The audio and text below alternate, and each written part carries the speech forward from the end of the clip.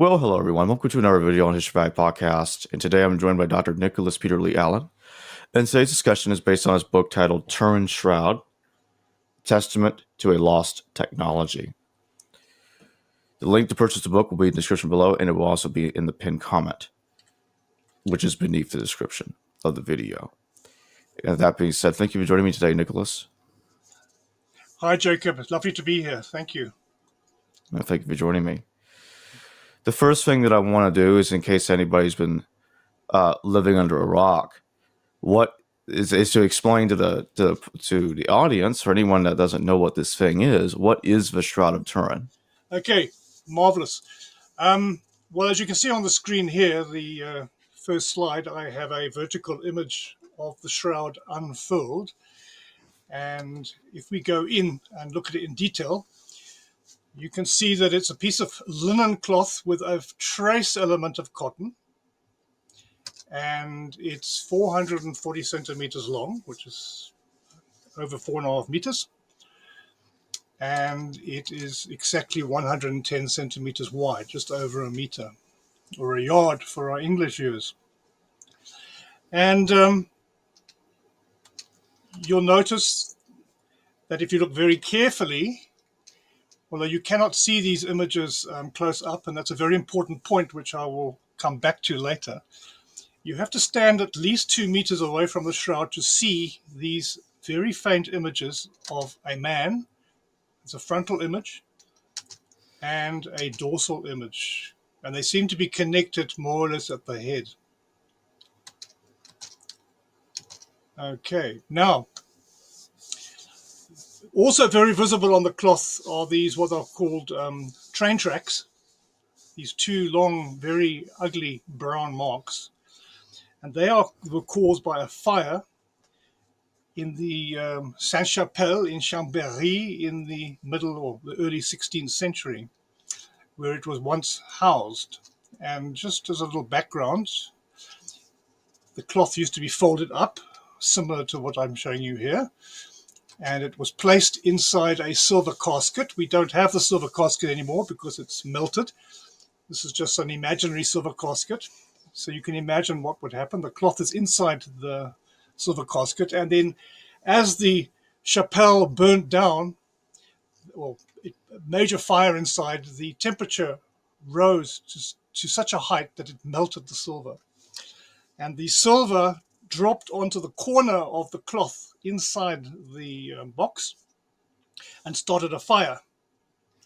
Now, just to remind viewers, I'm sure most of you understand the principle that if you fold up a piece of paper and you cut a pattern out of it, and then you unfold the piece of paper, you get a repeat pattern. I mean, as children, we all made these things as children, and that's exactly what happened to the shroud. So if I raise the shroud up here now and I simplify it, and I'm showing you very exaggeratedly the holes that were made by the fire, and you can clearly see how it was folded. You can, in fact, imagine yourself folding that up into a small rectangle. So it was folded up basically eightfold.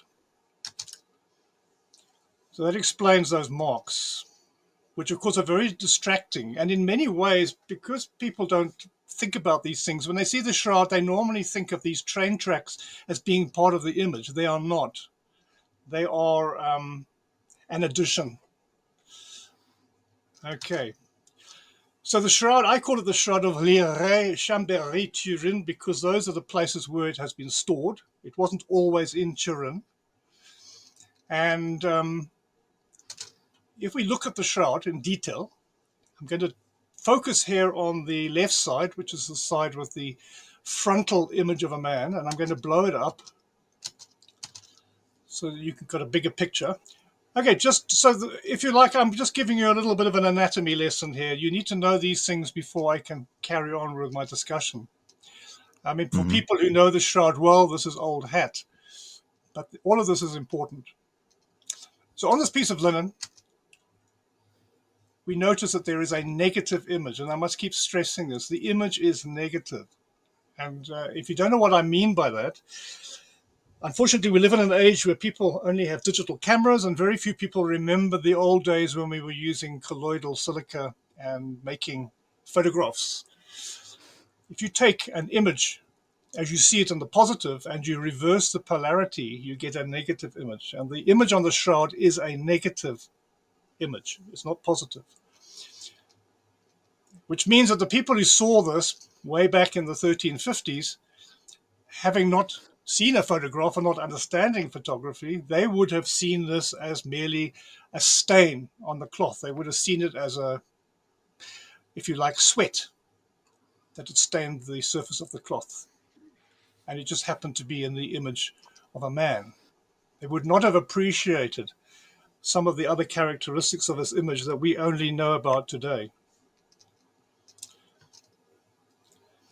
Now, the scorch marks I've already explained, and they're clearly indicated here. And when it was being repaired in 1534 by the poor nuns of St. Clair, they are the female equivalent of the Franciscan order. In other words, they are women who have given up their rights to own property. They take a vow of celibacy and obedience to the church. And they lovingly took a year to sew in patches, which I'm indicating now, to try and disguise the horrible damage that was done to the cloth in the fire. And of course, in the process, they removed the image of the upper arms of the figure in the frontal image. You'll also notice a number of water stains. I've put circles around them. This is when the cloth was rescued burning from the silver casket back in 1532. A bucket of water apparently was thrown onto it to put the fire out. And the fire and the water mixed with, obviously, debris and dust in the cloth and made these watermarks.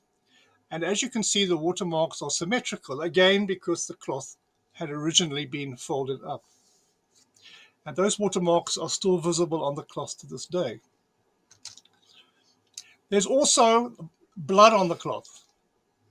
Now, whether this is human blood or chicken blood or pig blood, based on more recent research, we're pretty confident that it is hemoglobin.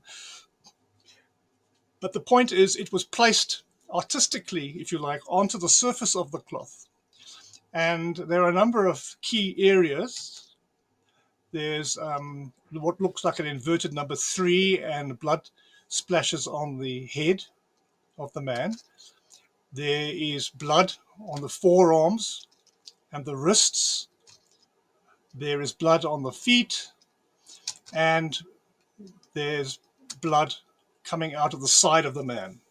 And that blood I will talk about in more detail later. Okay, now if we go to the right side of the cloth and we blow that up, we can have a look at that in detail. And here we see a dorsal negative image of a man. You can just make out the back of his head and his back. You can see his buttocks, and you can see his feet, one of which seems to have made a bloody imprint on the cloth. That's how it's interpreted anyway. There are also very interesting holes in the cloth which mirror each other, and these holes seem to have been made at an earlier time than the fire of 1532, because we have a copy of the shroud done by Dürer, which clearly shows these holes in the cloth before it was damaged in the fire. Lots of speculation as to what they are, but again, the cloth must have been, in this case, folded into 4 parts, and somebody or something poked 4 holes through it. Whether that was a hot coal or whether somebody took a hot poker and stabbed it through, we do not know. But those holes are very, very recognizable. And we call them, the shroud people call them the hot poker marks. The bloody footprint, which I mentioned. Also a very interesting trail of blood across the small of the back, which in medieval times was interpreted as a chain. They said that was the chain that tied Christ to the column when he was whipped. But it's not a chain, it's actually a trail of blood. The crown of thorns clearly marked on the back of the man's skull. And that takes us now back to the complete image. So you have a fairly good idea of what's going on this cloth. Now, at the moment, this cloth is in Turin, and it is recognized by the Catholic Church as probably one of the most important relics of Christ. But that hasn't always been the case. Now, here's a picture of Pope Francis venerating the cloth. So let's just have a look at some critical background information that you need to have. And I must just say at this point that one of the problems with Shroud research is that most people who have been involved in this have not looked at it correctly, in my opinion. They tend to look at it from the position that they are scientists and they are going to come with their knowledge of physics and chemistry, but they do not have an art historical background. To study the Shroud, you need to have a very good general knowledge of theology, religious mores of the time, medieval society, things like hylomorphism. You need to know about alchemy, you need to know about art history, you need to know about a lot of things combined to really get a handle on what's going on here. And so this background information I'm giving you is important. If you already know it, that's great. If you don't, I hope this will help. The first thing many people probably don't know is that in the early years of Christendom, the use of images became more and more important. Originally, for example, in the 2nd and 3rd century, in places like Rome, they were probably slightly frowned upon because of the belief that it was making a graven image of God.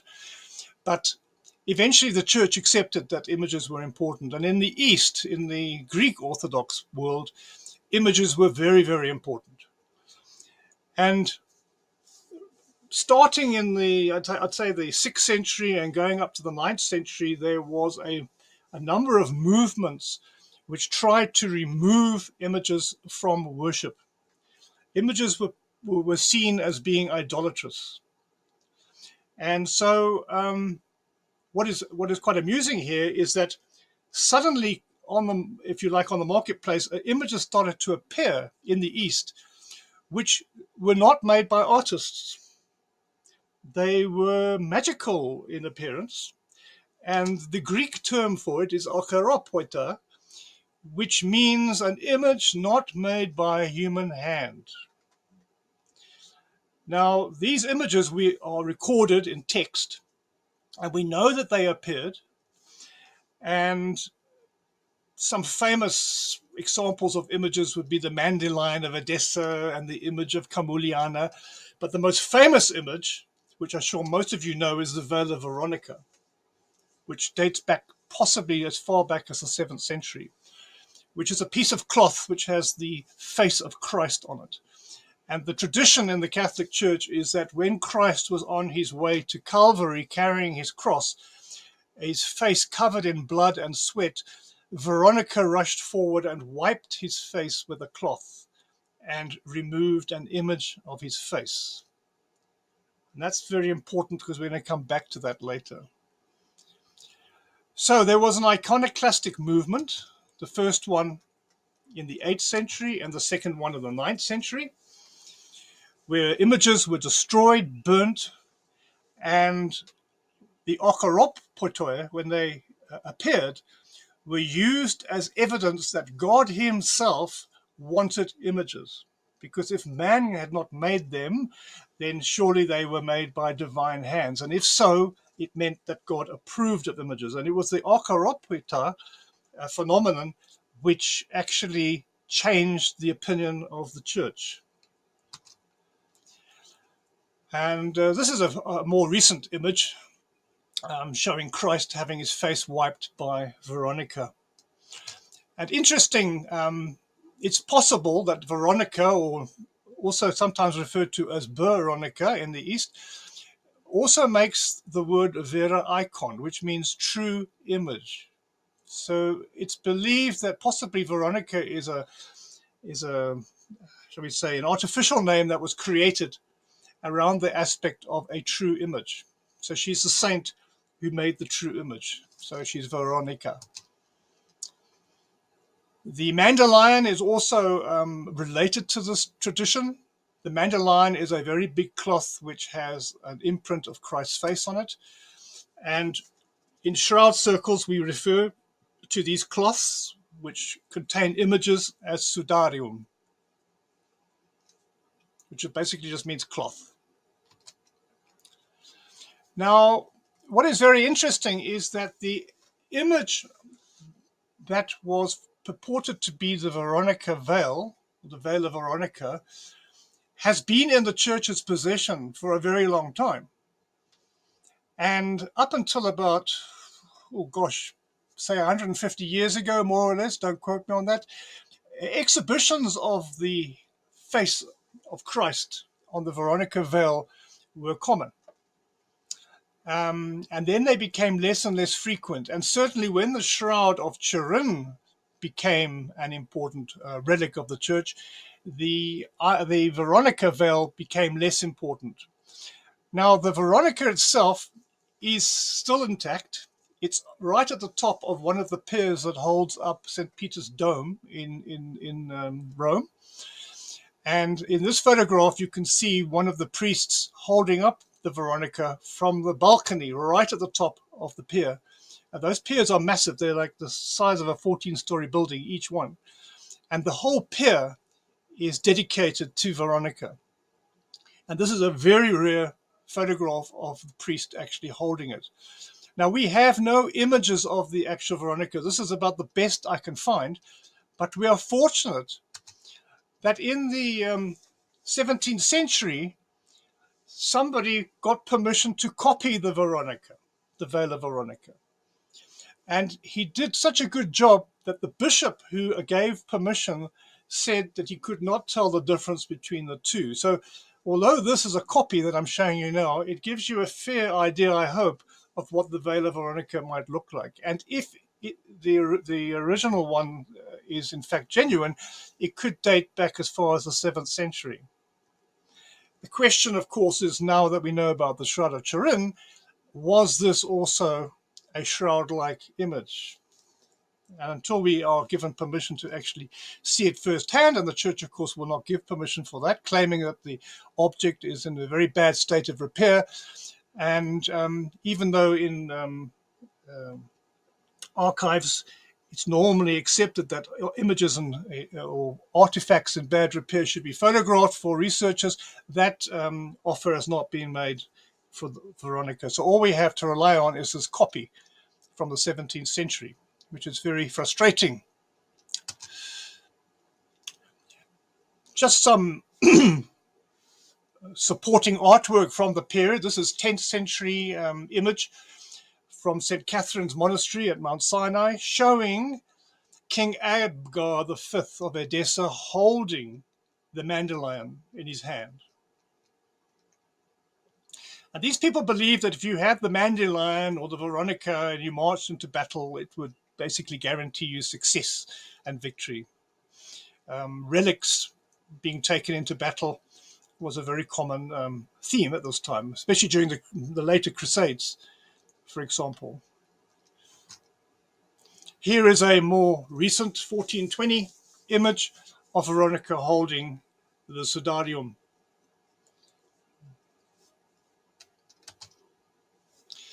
Now, a little bit of a side note, which is really very, very important. If we go to the 13th century, we're entering into a period where the crusading ideal is coming to an end.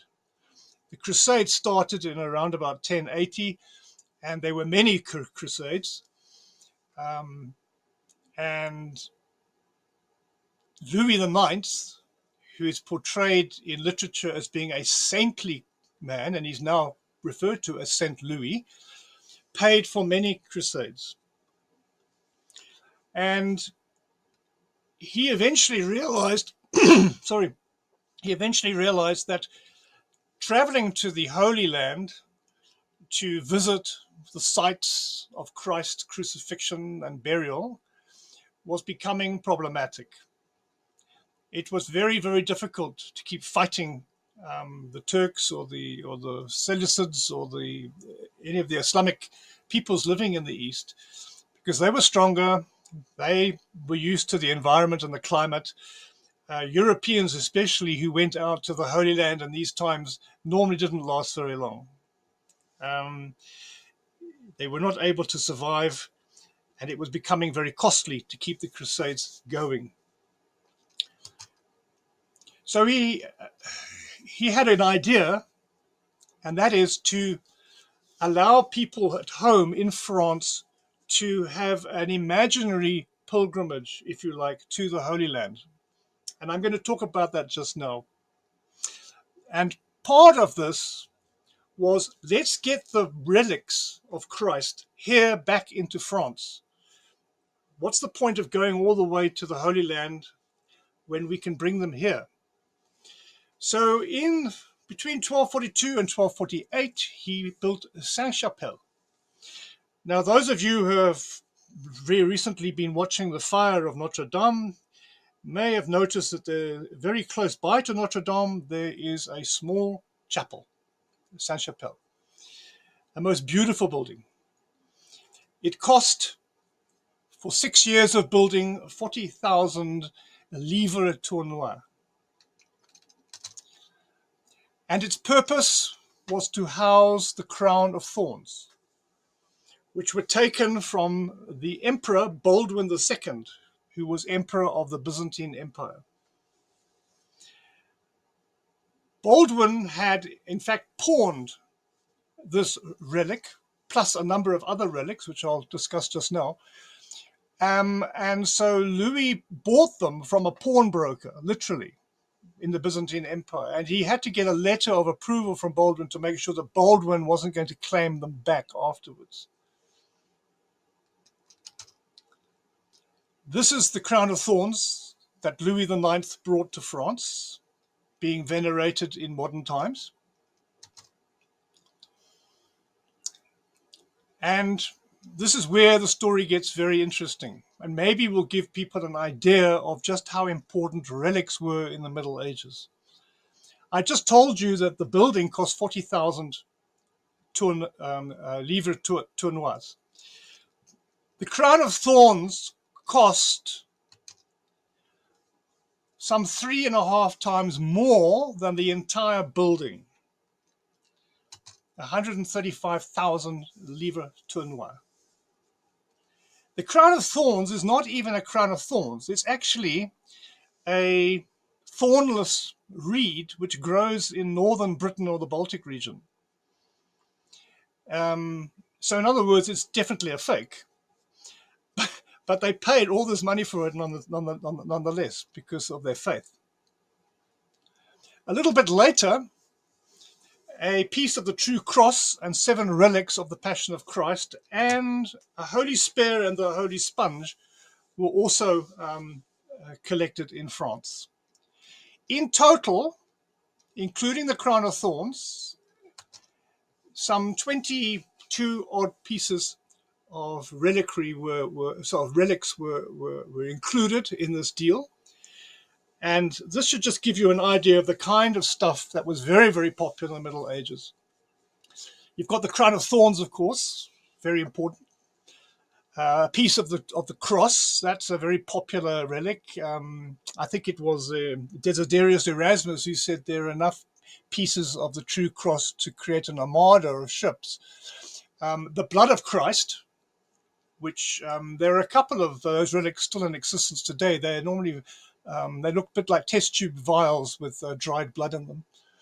The nappies of the infant Jesus, blood from a picture of Christ, and also a sacred cloth inserted in a picture.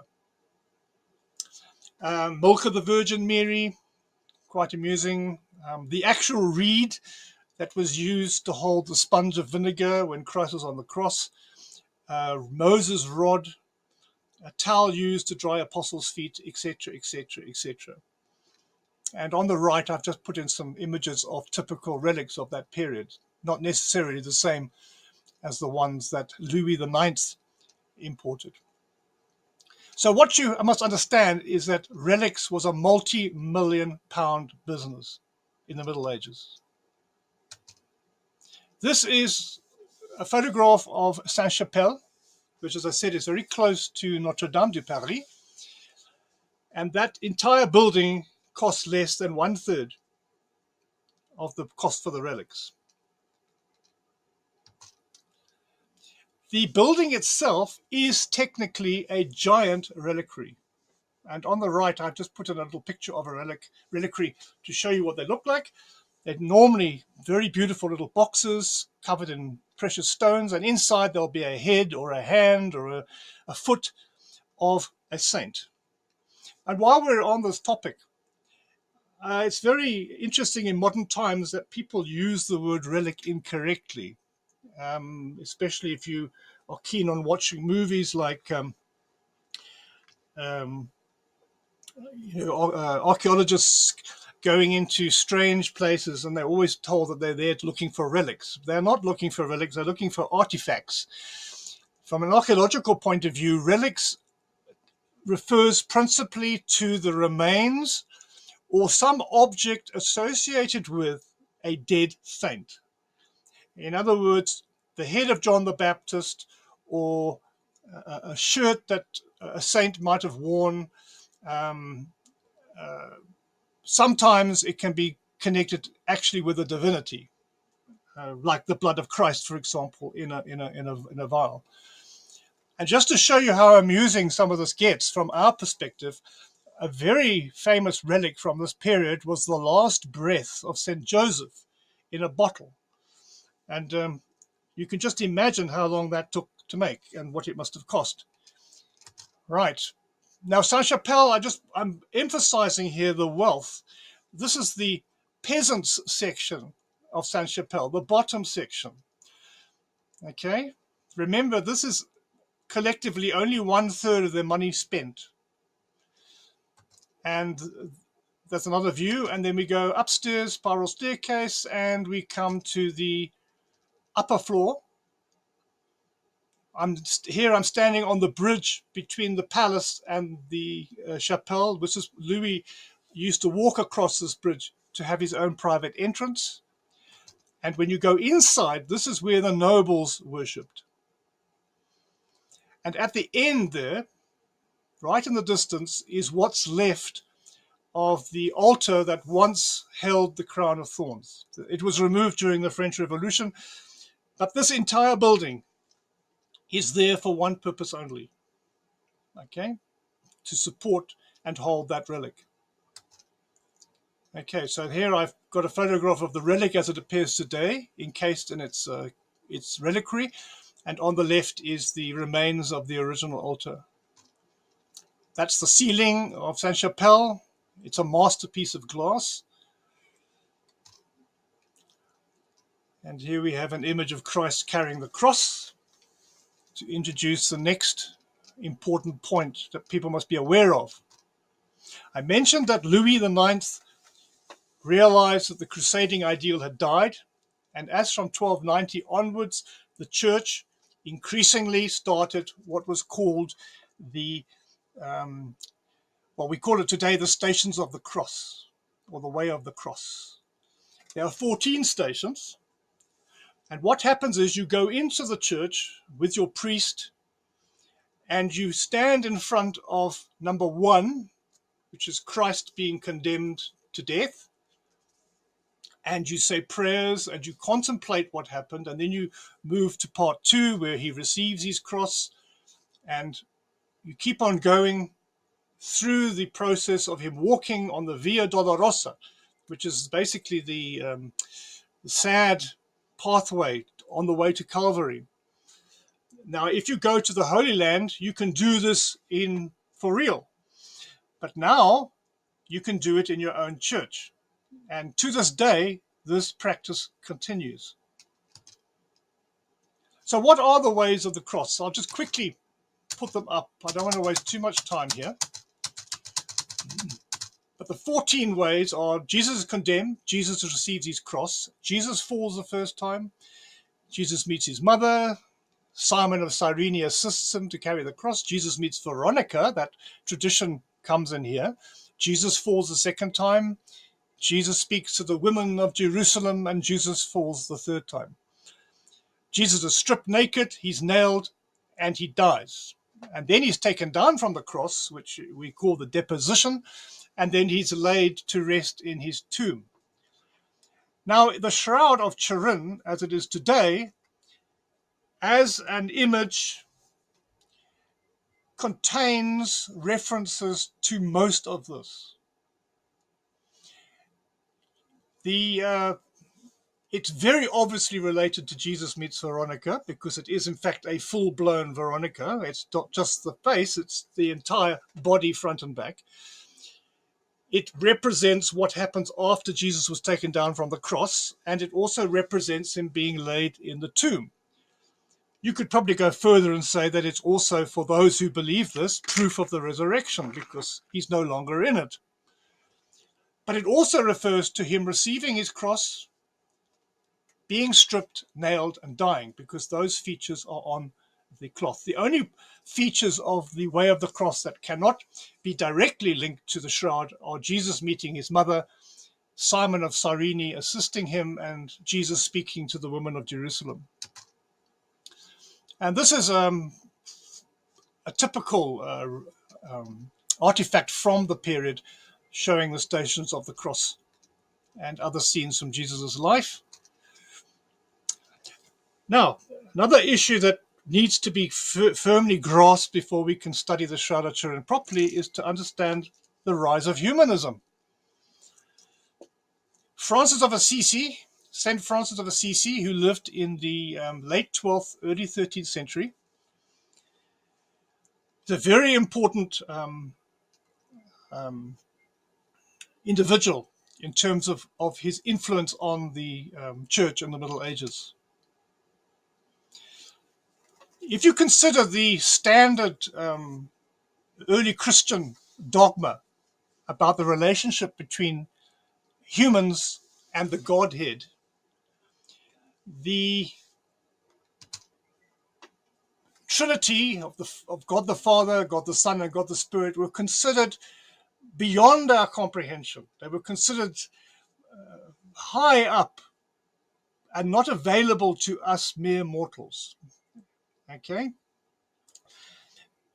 You then had Mary, who is the mother of God, who is the most exalted and most venerated saint.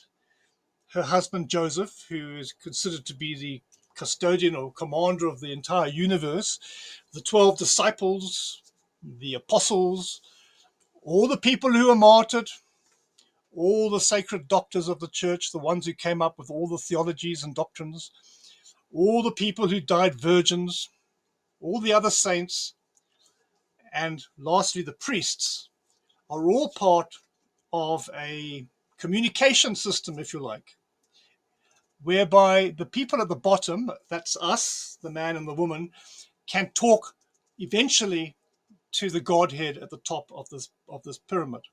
This pyramid obviously reflects the social system as well, because the social system is also like this. You have a king or an emperor at the top.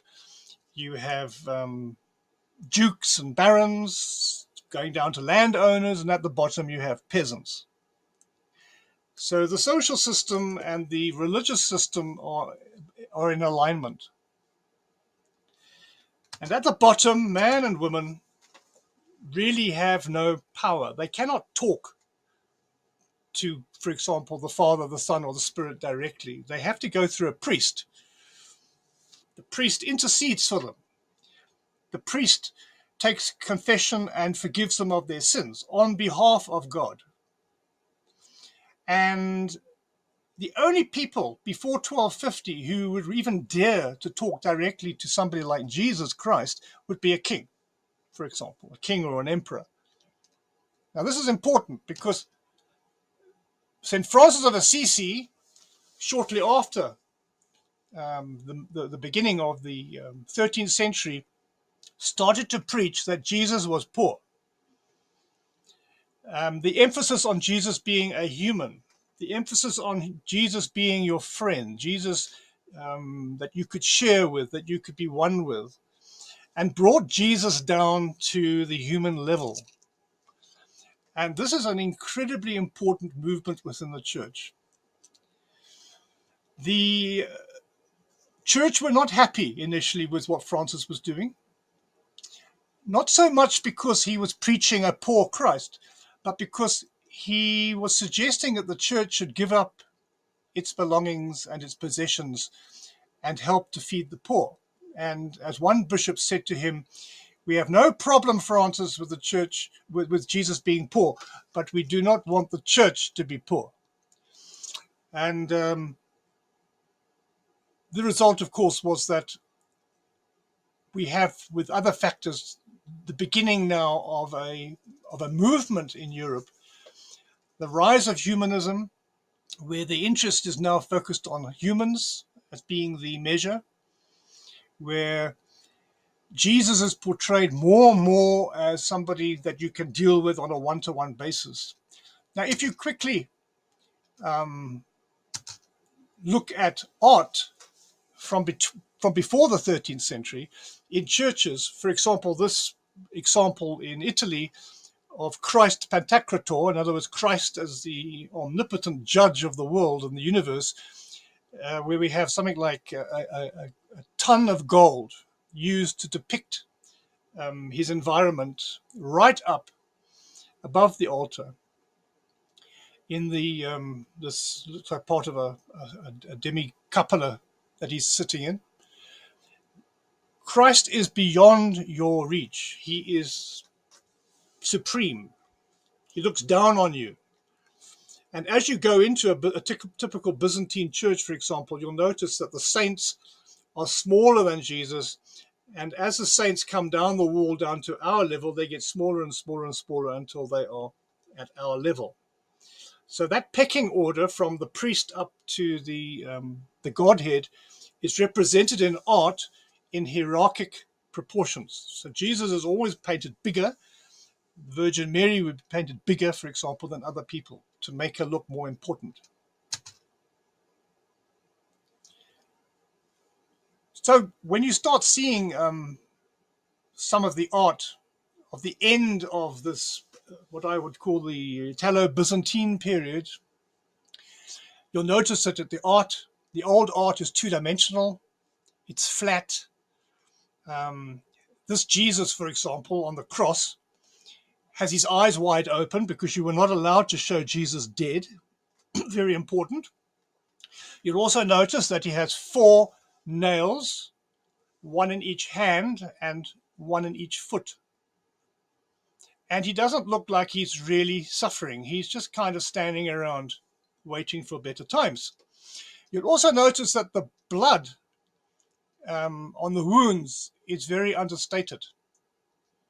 In fact, images before this, they were not even the size of mosquito bites, all right? So now we see blood is becoming a little bit more important because they want the audience to empathize with what's happening. They want them to be part of this and associate with what's happening.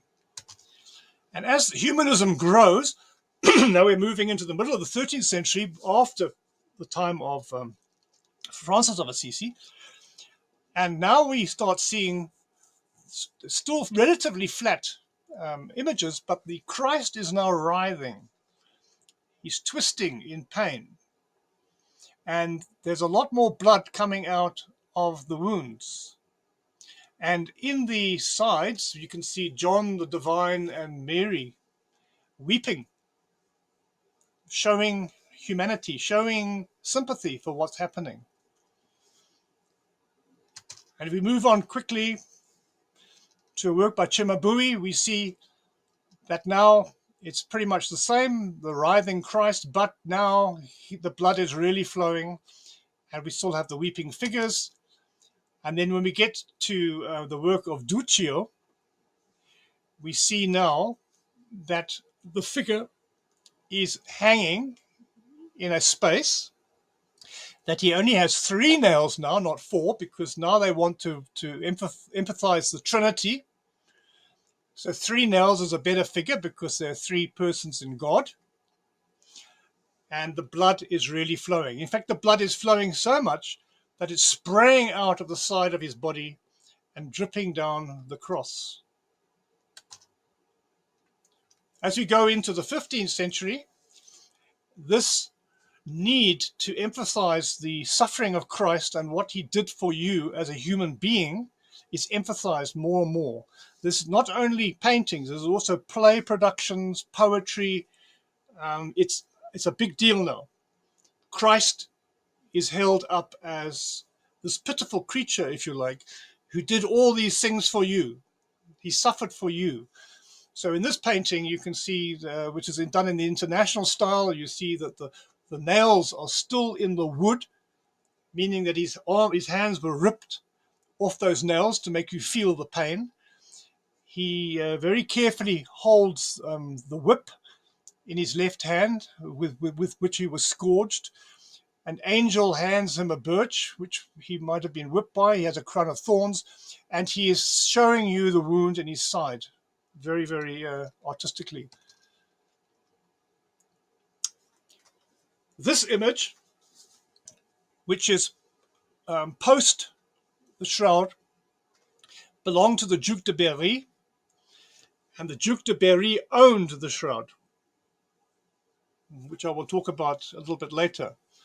And because he owned the Shroud, the artists who portrayed these images of Christ in this important book called Très riche de Duc de Berry used the Shroud as the model for the images of Christ. And you can see that this Christ here is bleeding profusely. Blood is dripping down his legs, down his forearms, and the blood from his side is really making a mess.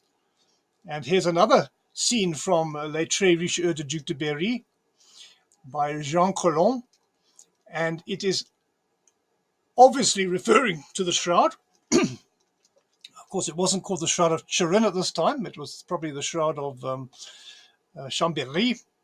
And you can see clearly that Christ is lying on the cloth, and the wounds match those that we saw on the cloth. Another image from Très riche de Duc de Berry, where the image of Christ as a man of sorrows who has risen from the grave is shown sporting the exact same wounds that are on the Shroud. And just to really emphasize, these are typical images from the period, emphasizing the suffering of Christ and what he did for humanity. And so, look at poetry from us to the time, to the tree with nails 3, while fast I hang bound with a spear all through my side, to mine heart is made a wound. And this, now if you take this particular poem, it's almost a literal version of the Shroud of Turin, because it allows you to view the naked body of Christ and appreciate what he did.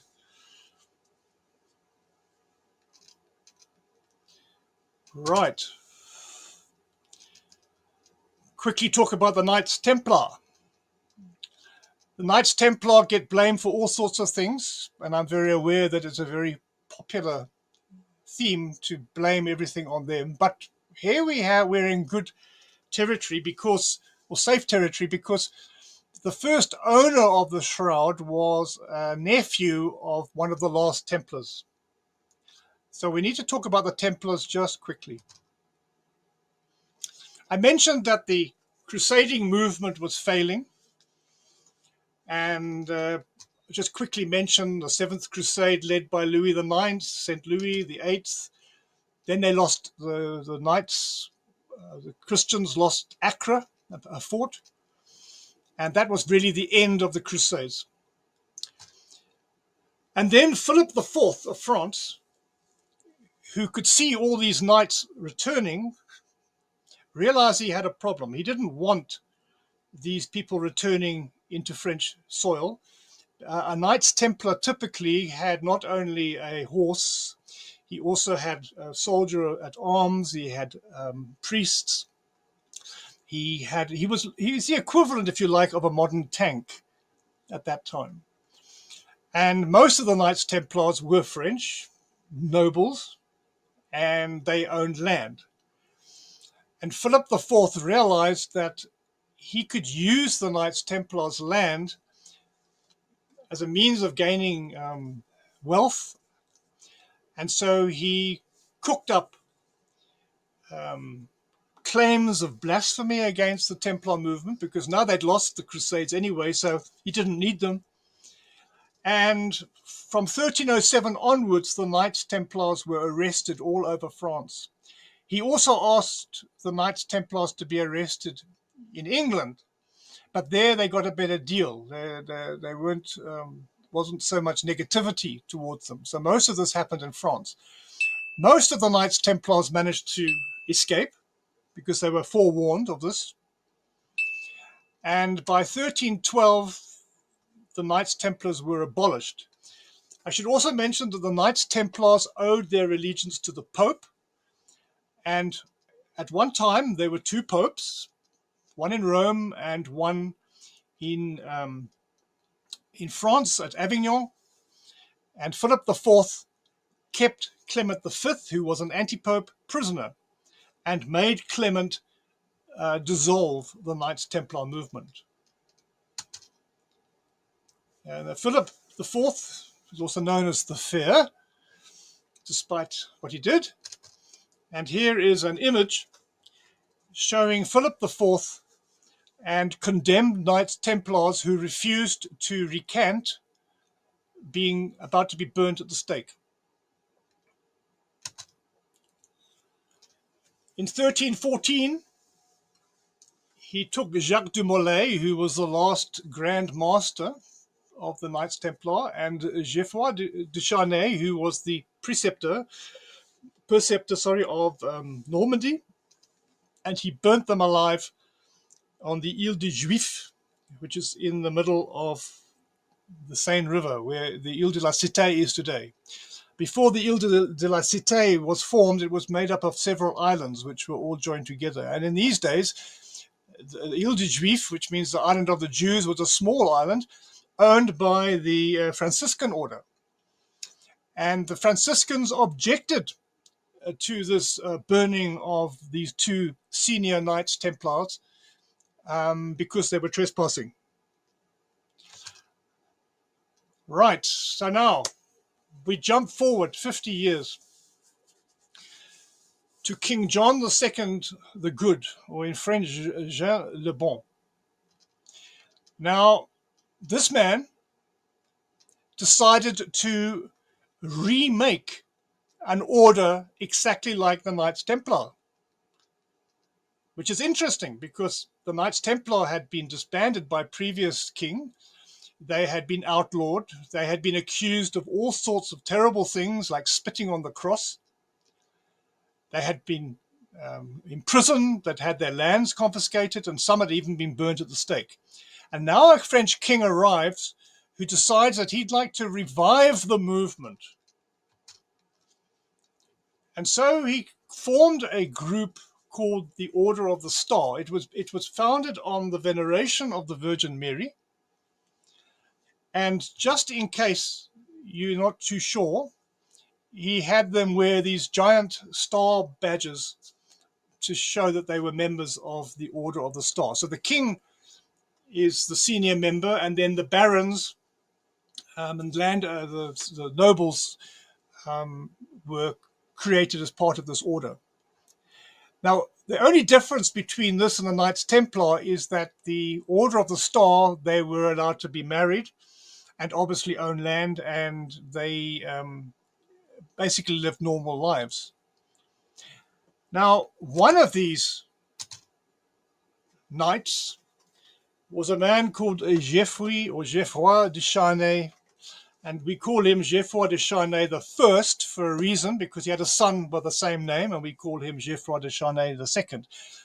And you've probably noticed, if you're awake, that this is the same name as one of the Knights Templars who was burnt 50 years earlier. That Geoffrey de Charnay was the preceptor of Normandy, and this Geoffrey de Charnay was his nephew. And it's this Geoffrey de Charnay who owned the Shroud for the first time. This is the first time in history that we know about the Shroud. And that's terribly important. Okay. Now, Geoffrey de Charnay I had held lands at a place called Lirey. Lirey is about an hour and a half's drive east of Troyes in France. And he built a wooden church there in which he started to exhibit the Shroud for the first time in history. We know it started around about 1350. But by 1356, at the Battle of Poitiers, he was killed on the battlefield by the English. The English kidnapped or arrested John the Good and took him back to England and ransomed him for 3 million golden écus. Geoffroy de Charnay's wife, a woman called de Vergy, continued showing the Shroud. And later, in the 1390s, a good 35 years after this, her son, Geoffroy de Charnay II, also was involved in the exhibitions of the Shroud in Lirey, in the little wooden church. This is a pilgrim badge, or what's left of a pilgrim badge, showing two priests holding up a length of cloth, and below it you can see the coat of arms of Geoffroy de Charnay II and de Vergy, his wife, underneath, Jean de Vergy. And you can clearly see in this piece of lead an attempt by the artist to depict what we now call the Shroud of Turin. You can see the man on the left looking at you in the frontal image, and then almost joined at the head, we see a dorsal image. And remember, I spoke about that funny chain of blood across the back, which medieval people thought was a chain. Well, the artist here has depicted it as a chain running across the back of the man. And because of that chain, we're pretty sure and confident that this is an attempt to depict what we now call the Shroud of Turin. Recently, very recently, in 2012, they found a mold at a place called Masson, which is very close to Lirey. And unfortunately, it is damaged. But if you were to try to repair it and pull out a print, you can see that it is also very similar to the previous pilgrim badge. Now, a pilgrim badge is something that you would obviously pay money for. You'd go on a pilgrimage to the church to say that you had seen Jesus on the cloth, and then you'd pay money and you'd get a pilgrim badge so that you could tell your friends back home that you went on that pilgrimage. This pilgrimage was very popular. Remember, at this time, the church did not recognize the Shroud as being important. Certain people, like the Archbishop of Troyes, got to hear about these exhibitions, and he was very upset because they were taking money away from his cathedral. Remember, in the Middle Ages, I told you relics was a multi-million-pound business. Churches needed relics because they attracted pilgrims. It's a bit like today with cinemas. The best movies attract more people. In those days, if you had the best relics, you got more people. More people means more money. This little church, this little wooden church in Lirey, was making more money than the cathedral situated in the capital or in the major city. So he wrote to the anti-pope, Clement VII, I think it was, and said, please, will you stop these fraudulent exhibitions? And because the anti-pope was related to the de Vergy, he refused. And that letter, that we now have a copy of that letter, which is in the Bibliothèque Nationale de Paris. It's a very important artifact because it tells us a lot about what was happening to this piece of cloth at the end of the 14th century. Right.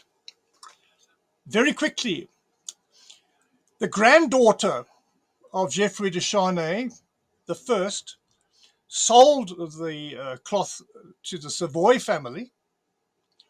And at that time, the Savoy family were based in Chambéry, which is very close to Switzerland. And in their Sainte-Chapelle, they housed the cloth.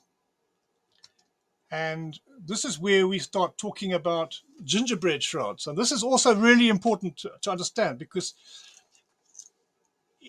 considering the shroud was supposedly made at this time, it's rather interesting that nobody else managed to make a copy of it that was successful. So even armed with the original cloth, they were not able to copy it. And that tells us volumes about how it may have been made. The copies are paintings.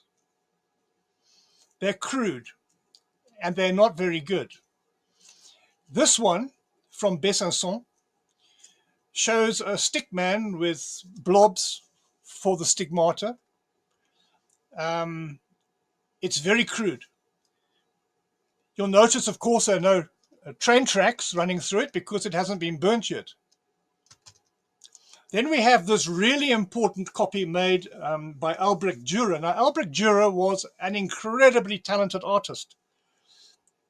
Those of you who do not believe me, go and look at some of Albrecht Dürer's artwork. He was incredibly talented. And even he could not make a copy of the shroud. That is really important. He came close, I'll give him that, but not close enough. Because for him, all he could see was this faint smudge.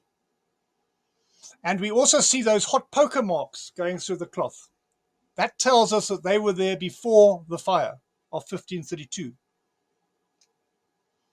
We have another interesting phenomenon. If you take a piece of cloth and you stick it on top of the shroud, by magic, the cloth that goes on the shroud also becomes a relic.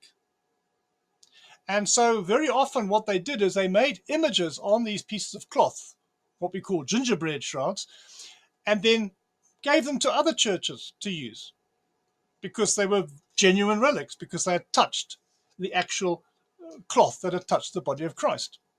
So it's like a sort of a medieval photostat machine, if I can be so glib. That is the recess in the wall at Chambéry where the shroud was kept in a silver box up until 1532 at the fire. You can still see fire damage. This is what the cloth may have looked like in 1531. And if you were to take a photograph, if you were to look at it today, you can see, of course, that it's disfigured with this burn marks from the fire. Here we have an image of the shroud after the fire and after the poor nuns of St. Clair have sewn in their patches. Okay, this particular image seems to have been made in 1608. And we have lots of pictures, as I showed you earlier, showing how the cloth possibly got the image of Christ. And this one, Jesus is laid on the cloth. And then we have this one by Girolamo della Rovere, who suggests that they made some kind of sandwich with Jesus as the meat, if you like, inside the 2 loaves of bread. And here's another depiction, possibly made by della Rovere. So in the sky, we have an angel holding the shroud after the fire.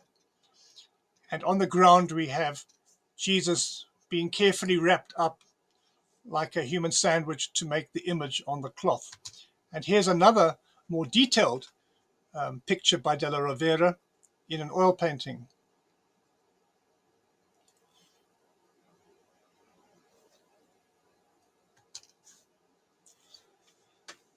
Right, well, After the fire at Chambéry and the repair job, it was removed to Turin. So now it is the Shroud of Turin for the first time.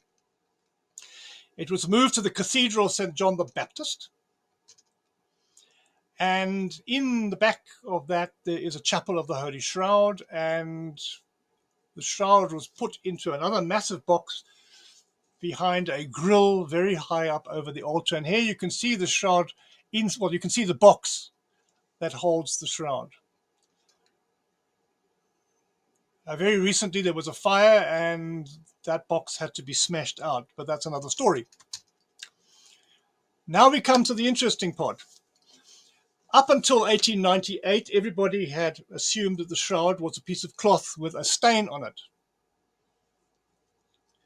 As from the reign of Julius II, the Pope, who was responsible for commissioning Michelangelo to paint the Sistine ceiling, the shroud became an important relic of the Catholic Church. But it did not belong to the church. It belonged to the King of Italy, who was a member of the Savoy family, the family that bought the shroud from Geoffroy de Charnay's granddaughter, Margaret, back in the early 1400s.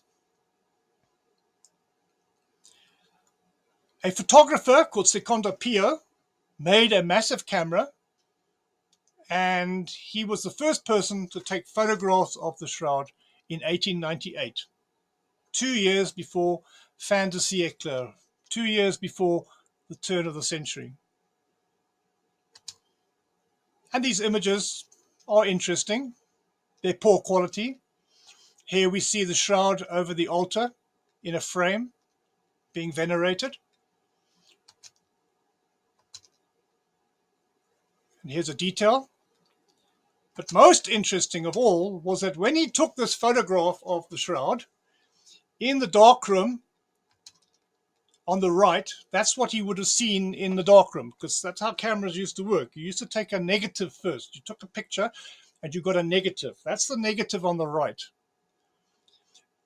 Now, how this used to work is that you took the negative into your darkroom and you re-photographed the negative to make it positive again. And while Secondo Pio was playing with his negative in the darkroom, okay, so there's the cloth as it appears in nature.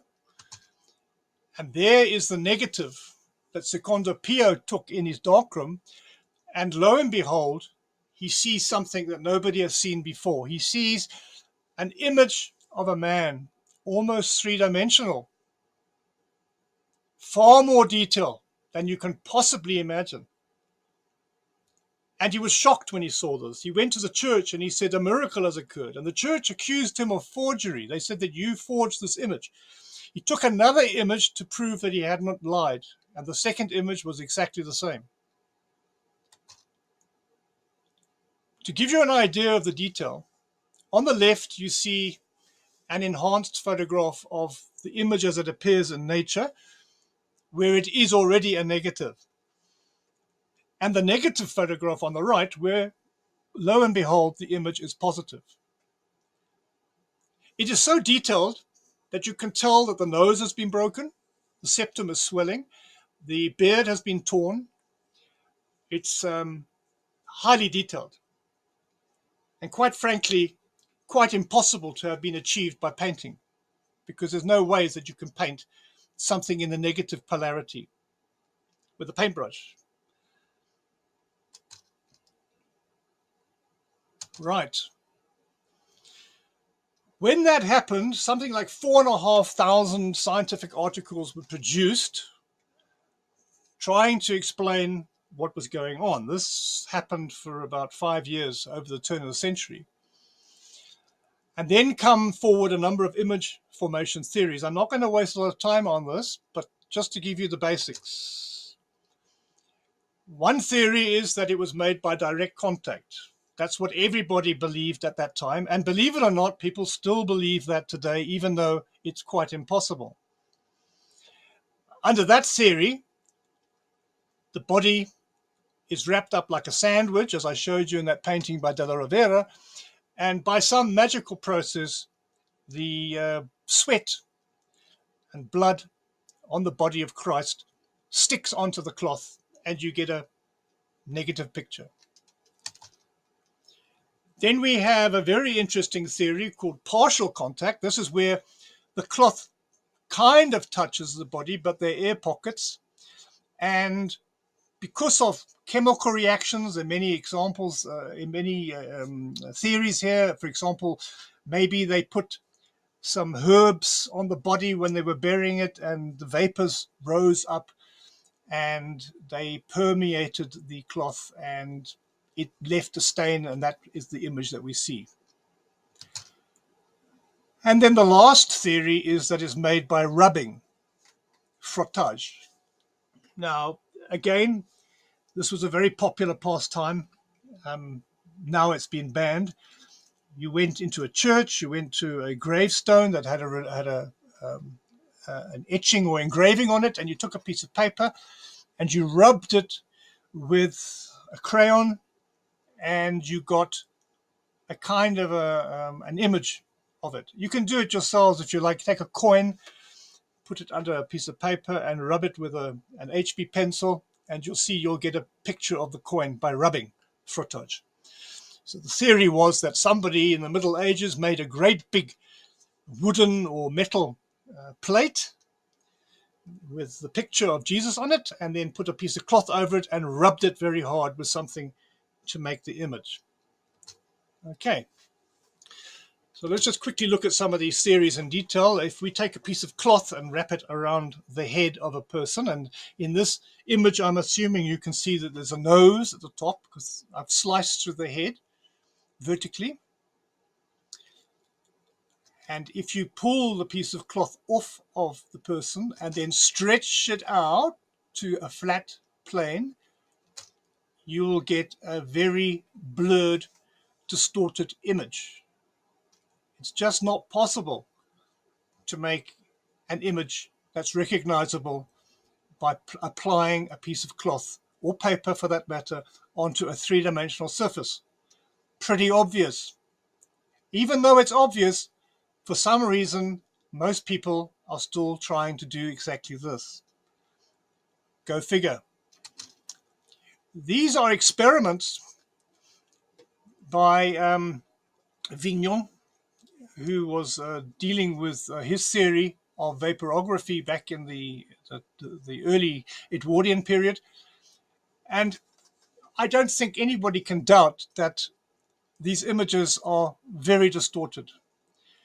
The person looks like a gorilla, the nose is spread across the cheeks.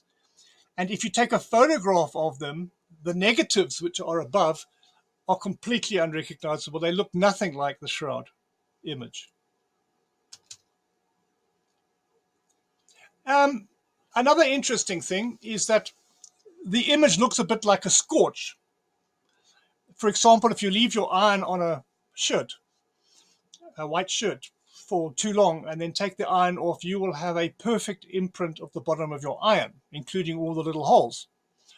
So perhaps you could make an image by heating up a metal sculpture and throwing a piece of cloth over it.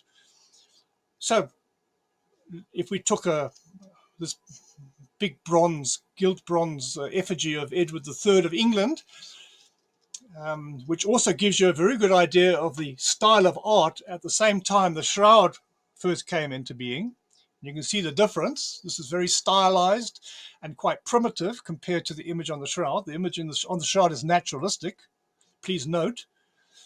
But let's just assume that somebody had the ability to make a naturalistic image of Jesus like this and put a piece of cloth over it after they heated the sculpture. Well, the first problem is, of course, you can't make the image by direct contact, as we've just seen. And the second problem is the heat of this would probably set the piece of cloth on fire. So it's not very practical. So we can forget about Edward. Frottage. Well, frottage means that you have to rub, as you can see on the left here, that's a rubbing that's come off of a tombstone. Most frottages are two-dimensional. They didn't have the knowledge to try to represent a three-dimensional structure with all the shading in a two-dimensional form. It's just not possible. And if they used a three-dimensional tomb, like on the right, they would have had the same problems that we have when you try to take a contact impression off of a three-dimensional object. It doesn't work. Impossible. Frottage, another technique, the rubbing technique, which was tried. This was very popular in the 70s to try and prove that you could make something that looked like the shroud was rubbing. It looks nothing like the shroud. It's extremely crude. And if you take a photograph of it, it's really not very impressive. Just to rub it in a little bit, if you took Dürer's official reproduction of the Shroud of Chambéry as the best artistic attempt to do this, and there's a detail of the head, and you film it, and you make a negative, you do not get a positive image of Christ, proving that it cannot possibly have been made by painting, all right, or any artistic means. And so at this point, we are now basically at the point where we've tried every means to reproduce this. It's a mystery. It's a miracle. The church is now using this as evidence that this is the fifth gospel, that Jesus himself made it through some miraculous means. Right. This is kind of where I came into the picture. In 1978, the Shroud of Turin research project was formed. A number of scientists were asked to form this committee.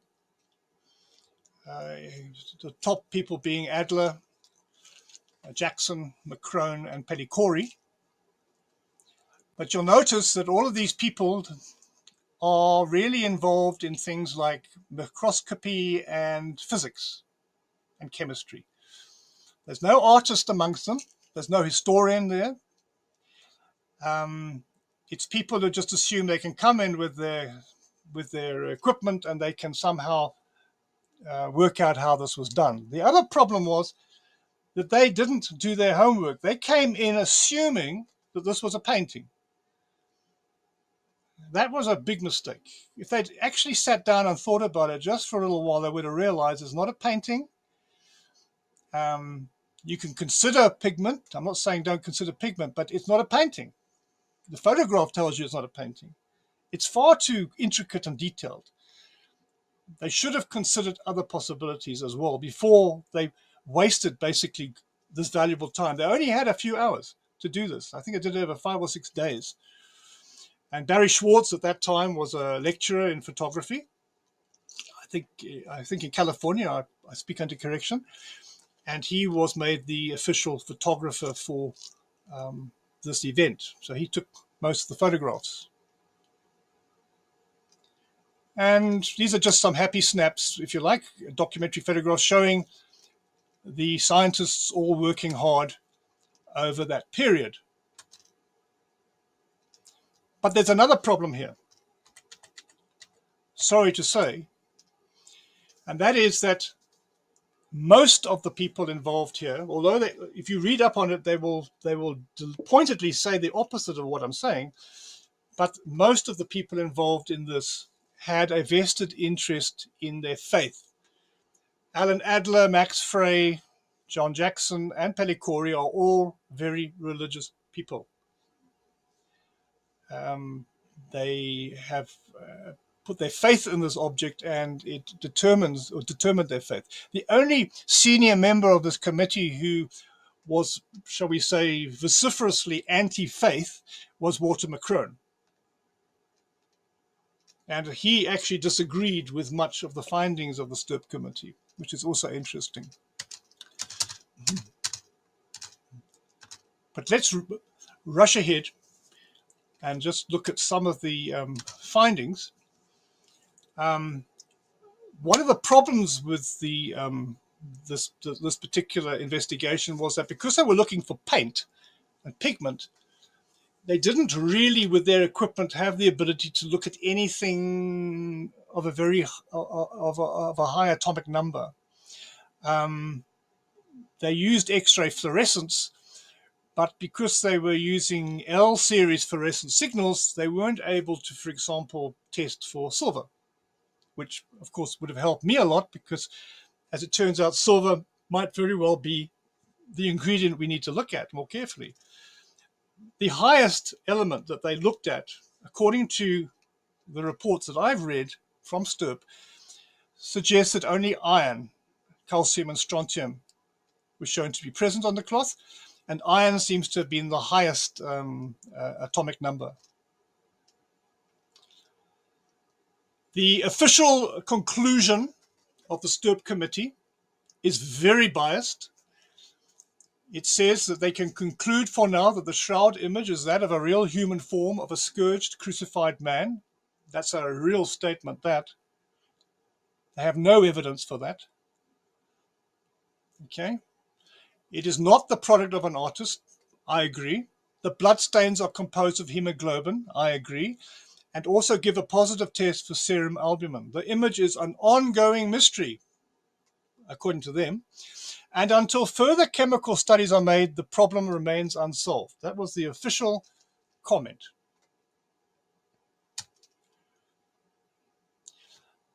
Okay, closing note on Stirp. Back in these days, this is when people like, when the Viking mission to Mars was ongoing, and they were taking the very first black and white photographs of the Martian surface. And people like Carl Sagan were involved with the Mars missions at that time. They had very primitive computers. These are the first, shall we say, modern computers, very, very old, 1978. I mean, this is really high tech for that time. They developed a system which could interpret dark and light surfaces as being deep or high.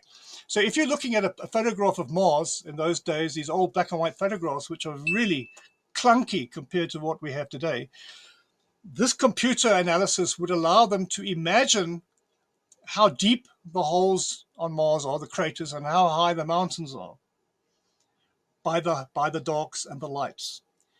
It's a very hit and miss process. It's not very accurate. And this VP8 image analyzer was used on the Shroud, and it produced a slightly relief image of the man in the Shroud.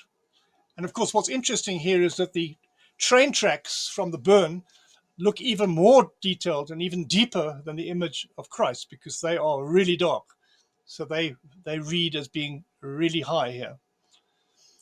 Now, because of this three-dimensionalization of the image using the VP8 image analyzer, people assumed that this was proof that the object that made the image was three-dimensional. As it turned out, they're quite correct, but where they're wrong is it wasn't a direct contact. And people are still trying to prove that it's direct contact to this day. They are wasting their time, as I will show you. Okay, now the most important part of my little talk, the image characteristics. These you have to know to understand what's going on. The clue to how the Shroud image was made is in these characteristics. And this is, for me, the most important outcome of the Stirp investigation. And when I talk about the image, I'm only talking here about the negative image of Christ. I'm not talking about the blood at this stage. That's another issue. Okay, the first is it's negative. And when I say negative, I mean truly negative in polarity, to such a degree that if you reverse the polarity of that image so that negative becomes positive, so high lights become dark and dark become lights to the same degree, you produce an accurate image of a human being. And it is not possible for an artist, even knowing about photography, to paint something of that complexity in reverse. It's just not possible. This image is not just an approximation. It is highly detailed. As I told you, you can even see the swelling of the septum. You can see the beard being torn. You can see excoriations on the knees. Most importantly, there's no direction to the image. Now, directionality is an interesting feature. If you were trying to prove, for example, that you had a Da Vinci painting and you were trying to prove that Da Vinci had painted it, people who are experts in, say, analyzing the works of Leonardo da Vinci, they know how Leonardo applied his paint. And under a microscope, they can tell by the direction of the paint strokes which artist painted it. It's like a signature. Everybody has a signature. We all paint slightly differently. If you looked at one of my paintings and compared it to one of my students' paintings, it doesn't matter if the student was a better painter than me, and some of them are, my paint strokes under the microscope would look different. And if you have enough images of my work, you would eventually have some kind of stylistic analysis where you could recognize my work by the direction of the paint marks. The Shroud image has no directionality, which means that it was not made with a paintbrush. That is a major clue as to how it was made. Most amazing of all, there's no pigment, there's no dye, there's no powder, there's no stain on the shroud that's responsible for the image. I mean, there are stains on it, but they are water stains from when they put the fire out in 1532. But that negative sort of yellowy brown image on the cloth reads exactly the same as a scorch. It looks like damaged polymers in the linen, which I will talk about a little bit more later. The discoloration that forms that image is stronger on the upper fibers than on the lower fibers. Now, in some parts of the cloth, it does go all the way through, but if you want to see the image properly, you should only look at it from the one side. The image from the back view is not very clear and is patchy. And to sort of try to imagine this, imagine that in my model, the shroud is 5 fibers deep, okay, which is not true, but I'm just using it as an example.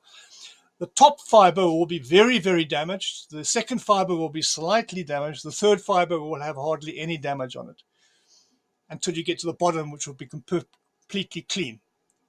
So the damage goes down layer by layer by layer, which means that the impact, if you like, of that damage comes from the outside and worked its way into the cloth.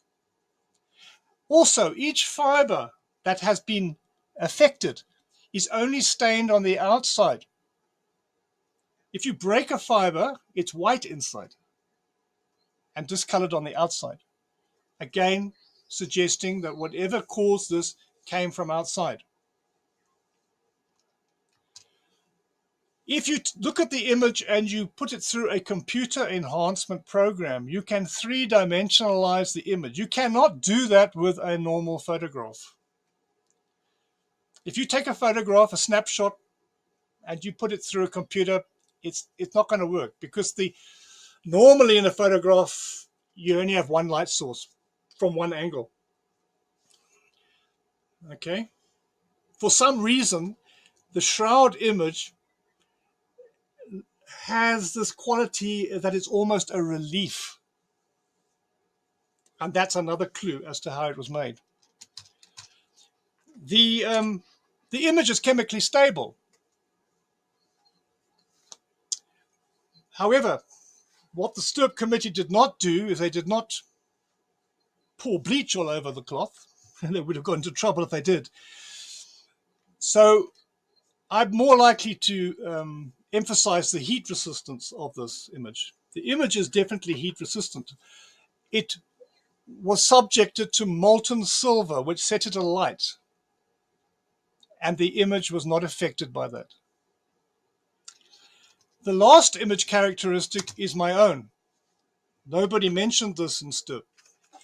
If you look at the image in the photograph, in the negative, that gives you the positive image of the man, there is no doubt that there is a top lit quality to the subject. In other words, as you look at his face, you can see that there's a shadow under his chin, there's a shadow under his lip, there's a shadow under his eyebrow. Okay, there's shadows under his fingers, and the shadows tend to be at the bottom, and the light bits tend to be at the top. It's very slight, but it's there, and that's also a clue. As regards the blood, despite all the nonsense that's been written about this, it is quite clear that the blood was put on with a paintbrush. It is artistic. It doesn't matter whether the blood comes from the feet, from the side, from the wrists, or flows down the length of the arm. It's all the same thickness. Magic blood. Anybody with half a brain cell can see that this is not natural. If this had been a real corpse taken off of a gibbet, bleeding for 6 hours, and then put into a cloth, however carefully, there would be an enormous mess in the cloth, not a neat and tidy little painting of the blood flows in the right place and the blood on the side and the blood trickled across the back of the body. It is so obviously painted, and yet for some reason people can't see it. If you look at the blood flows from the side, you'll see that there are rivulets that have been painted individually coming from the supposed wound. The blood from the foot on the left, it comes out of the foot in a zigzag motion, and there are lots of these zigzags all over the place. Zigzags on the arm, a zigzag out of the wound in the wrist, and zigzags on the blood across the back. That tells you very clearly this was made by a human being using some form of paintbrush. And yes, it might be blood. Blood's quite easy to get hold of. I don't doubt for a moment that that's real blood. But whether it's pig blood or cow blood or chicken blood or human blood, we know it's hemoglobin. Denatured methemoglobin, as it is now. And they possibly put, thanks to Walter McCrone's work, which was highly objective, he suspects that there may be red ochre in the blood. And I think he's right. Because if you leave blood for a few centuries, it normally doesn't retain its nice red coloring. The fact that this methemoglobin, dried methemoglobin blood, still has quite a strong red tinge to it suggests strongly that there's red ochre mixed with it. Now, obviously, blood already contains iron, so it's just basically a matter of enhancing the iron content with a little bit of red ochre, and the result is blood that stays more or less red. Very simple. Okay, I'm going to come back to the blood because there's another issue about the blood, which is very rarely mentioned, and that is that the blood has a halo effect. You will notice that in a lot of the places where there's blood, there's like a pale glowing area around the blood, which has given rise to the belief that the blood came first and the image afterwards. And as I will show you, that is completely wrong. Okay, clues to a solution. The Shroud image behaves like a photographic negative. Okay. You cannot make a photographic negative by painting, and you can't make it by magic. And I'm ruling out miracles here because I don't believe in them. Photographs are caused by photographic related technologies. Okay, photographic related technologies. That means you can only make a photographic image if you have some chemical that is affected by light and changes its characteristics such that it may, and then be fixed, that it may then record what was projected onto it. There are many ways of doing that. You can use lenses, mirrors, whatever, but I'm not at this point saying what, but it has to be done with a photographic related technology. There's no other way to make a photograph except by using photography of some kind. And photography is a very loose term here. It includes any means of capturing light. Okay. The official date for the invention of photography is 1799.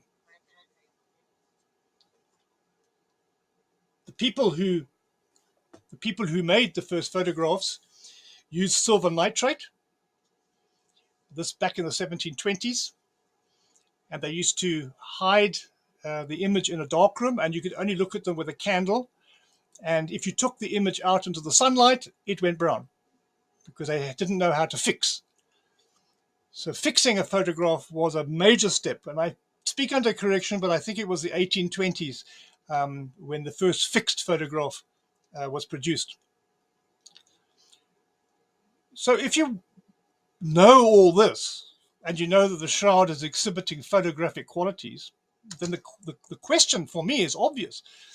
What photographic related techniques or technologies were present in 1250 to 1350, which are the dates that I believe the Shroud was made in? And I do that based on the artistic evidence, because artistically the Shroud has to have been made after 1250, because it is part of the age of humanism, as I tried to explain so carefully. It's part of Louis IX's way of the cross. It is part of a post-Crusader period.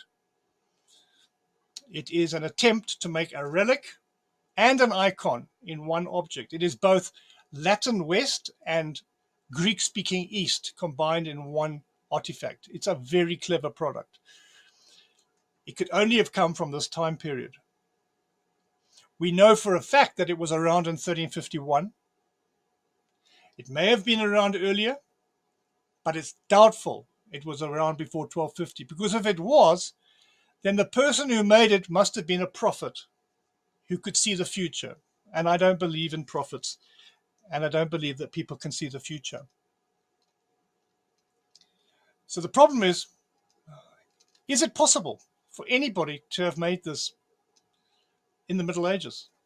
And of course, most people would just say no and walk away.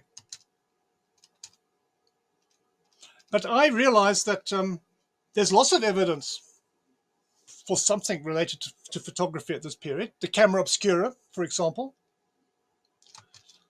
pinhole images, lenses, light-sensitive chemicals, and image fixing techniques. The last two are the problem here.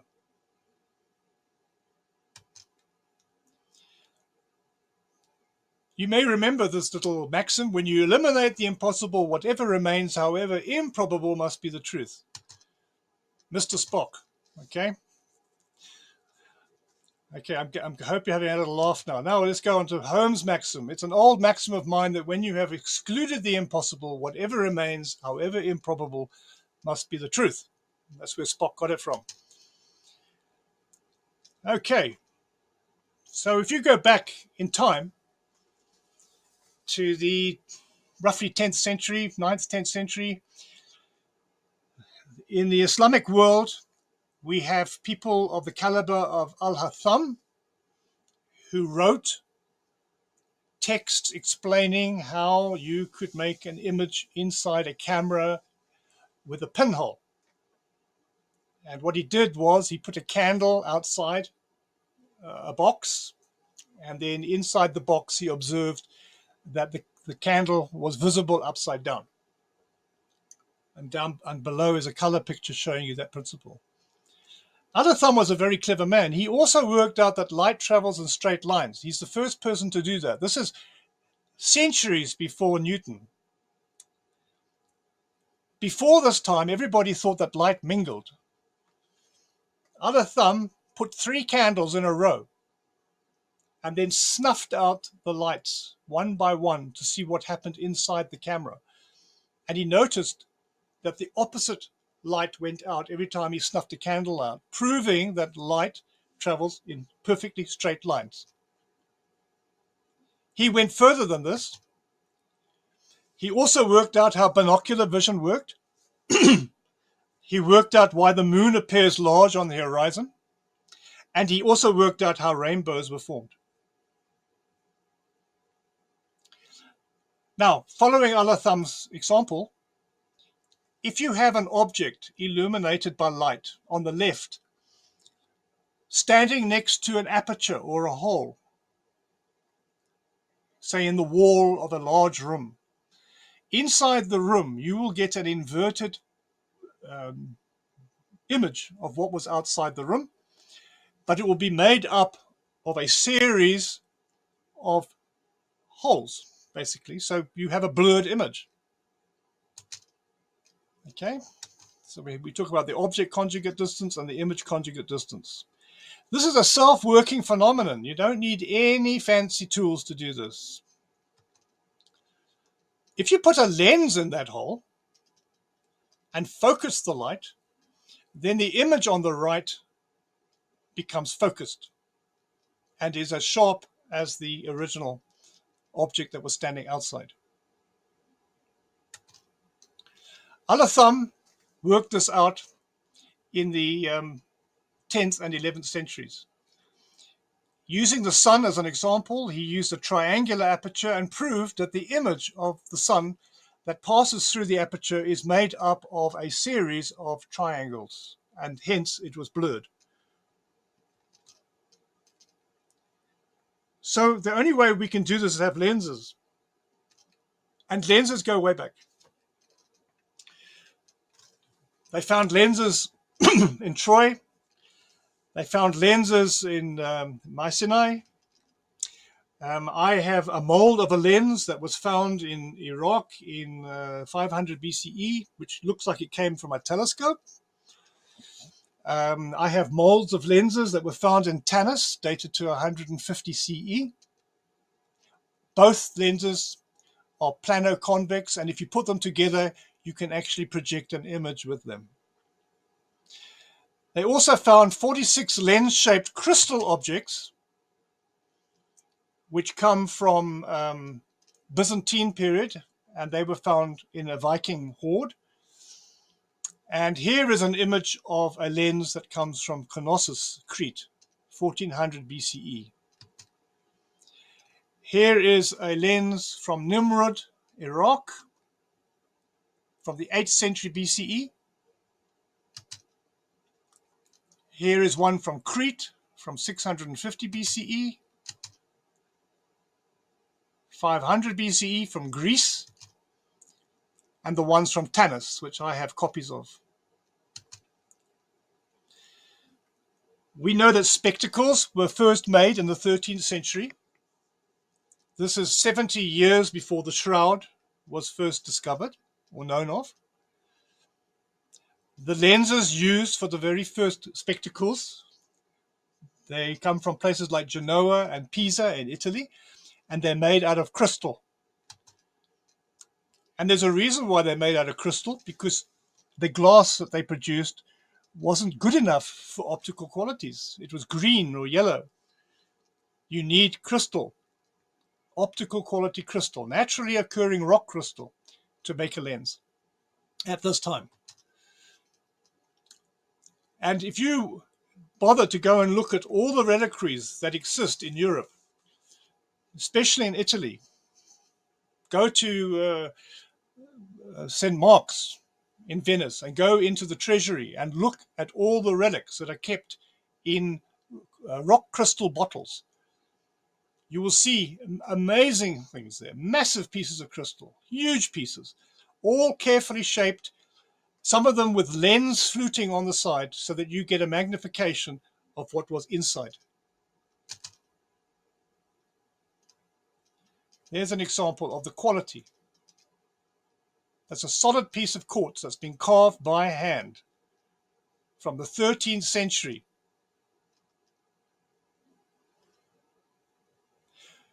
When I first wrote about my findings back in the 1980s, I sent a copy of one of my articles to Nature. Now, Nature is supposed to be the top journal in the world for new discoveries and new research. They refused to publish the article because the referee that they employed to check my work said that there was not possible for anybody in the Middle Ages to make a lens out of quartz. That all they were capable of doing was producing crude balls. So this photograph here is rather amusing in the light of that expert's opinion, because here we have a whole room filled with massive quartz bottles, some of them dating back to the 13th century. But according to the experts, they couldn't make a lens. It's very sad, isn't it, when you think about it? These lenses, which date back to the 11th and 12th century, were found in Sweden. They were not made by the Swedes or the Vikings. They are, in fact, objects that were stolen, probably, from the Byzantine world.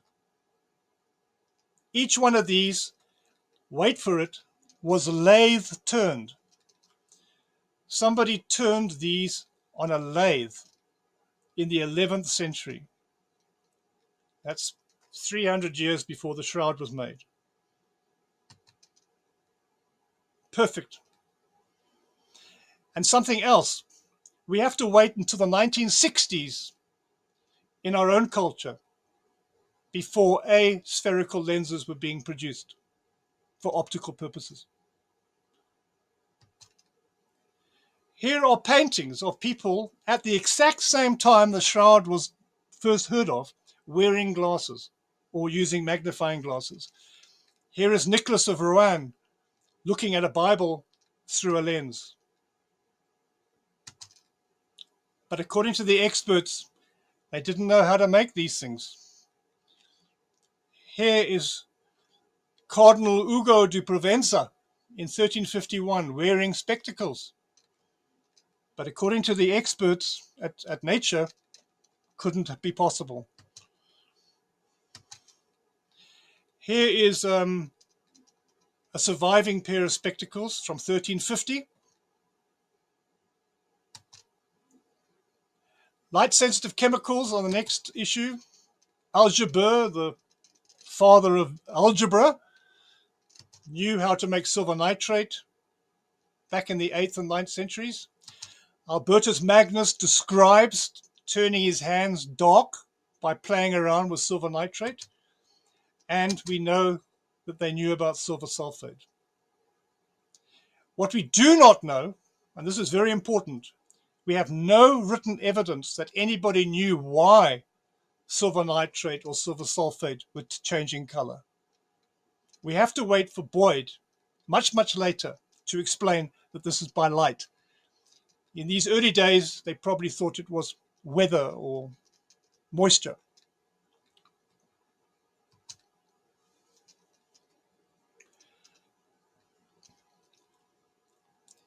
The Chinese were way ahead of the Europeans. They were making motion pictures as early as 180 CE. Here we have a zoetrope, which is basically a circle with figures on. Normally, in this case, it would have been dancing ponies or dragons. And then the light inside is looked at through a slit by the eye, and you can see the illusion of somebody running or walking. And it was exactly this that gave me the clue as to how the Shroud was made. When I realized what the findings were from Stirp, and with my knowledge of medieval technology and optics, which is something that I study, I realized that the only way you're going to make an image of a man on a flat piece of cloth is to project the image with light. And that is actually photography. So here we have, on the left, we have a piece of cloth wrapped around the head, and you can see you make a blurry image, and on the right, you project the image onto the cloth, and you have an accurate image. So the hypothesis at this stage was that they took a man, suspended him in the sun, opposite a window with a lens in it, which had been boarded up. The light that reflected off of his body went through the lens onto a piece of cloth that had been soaked previously in a silver salt, and the result is that you get an inverted image.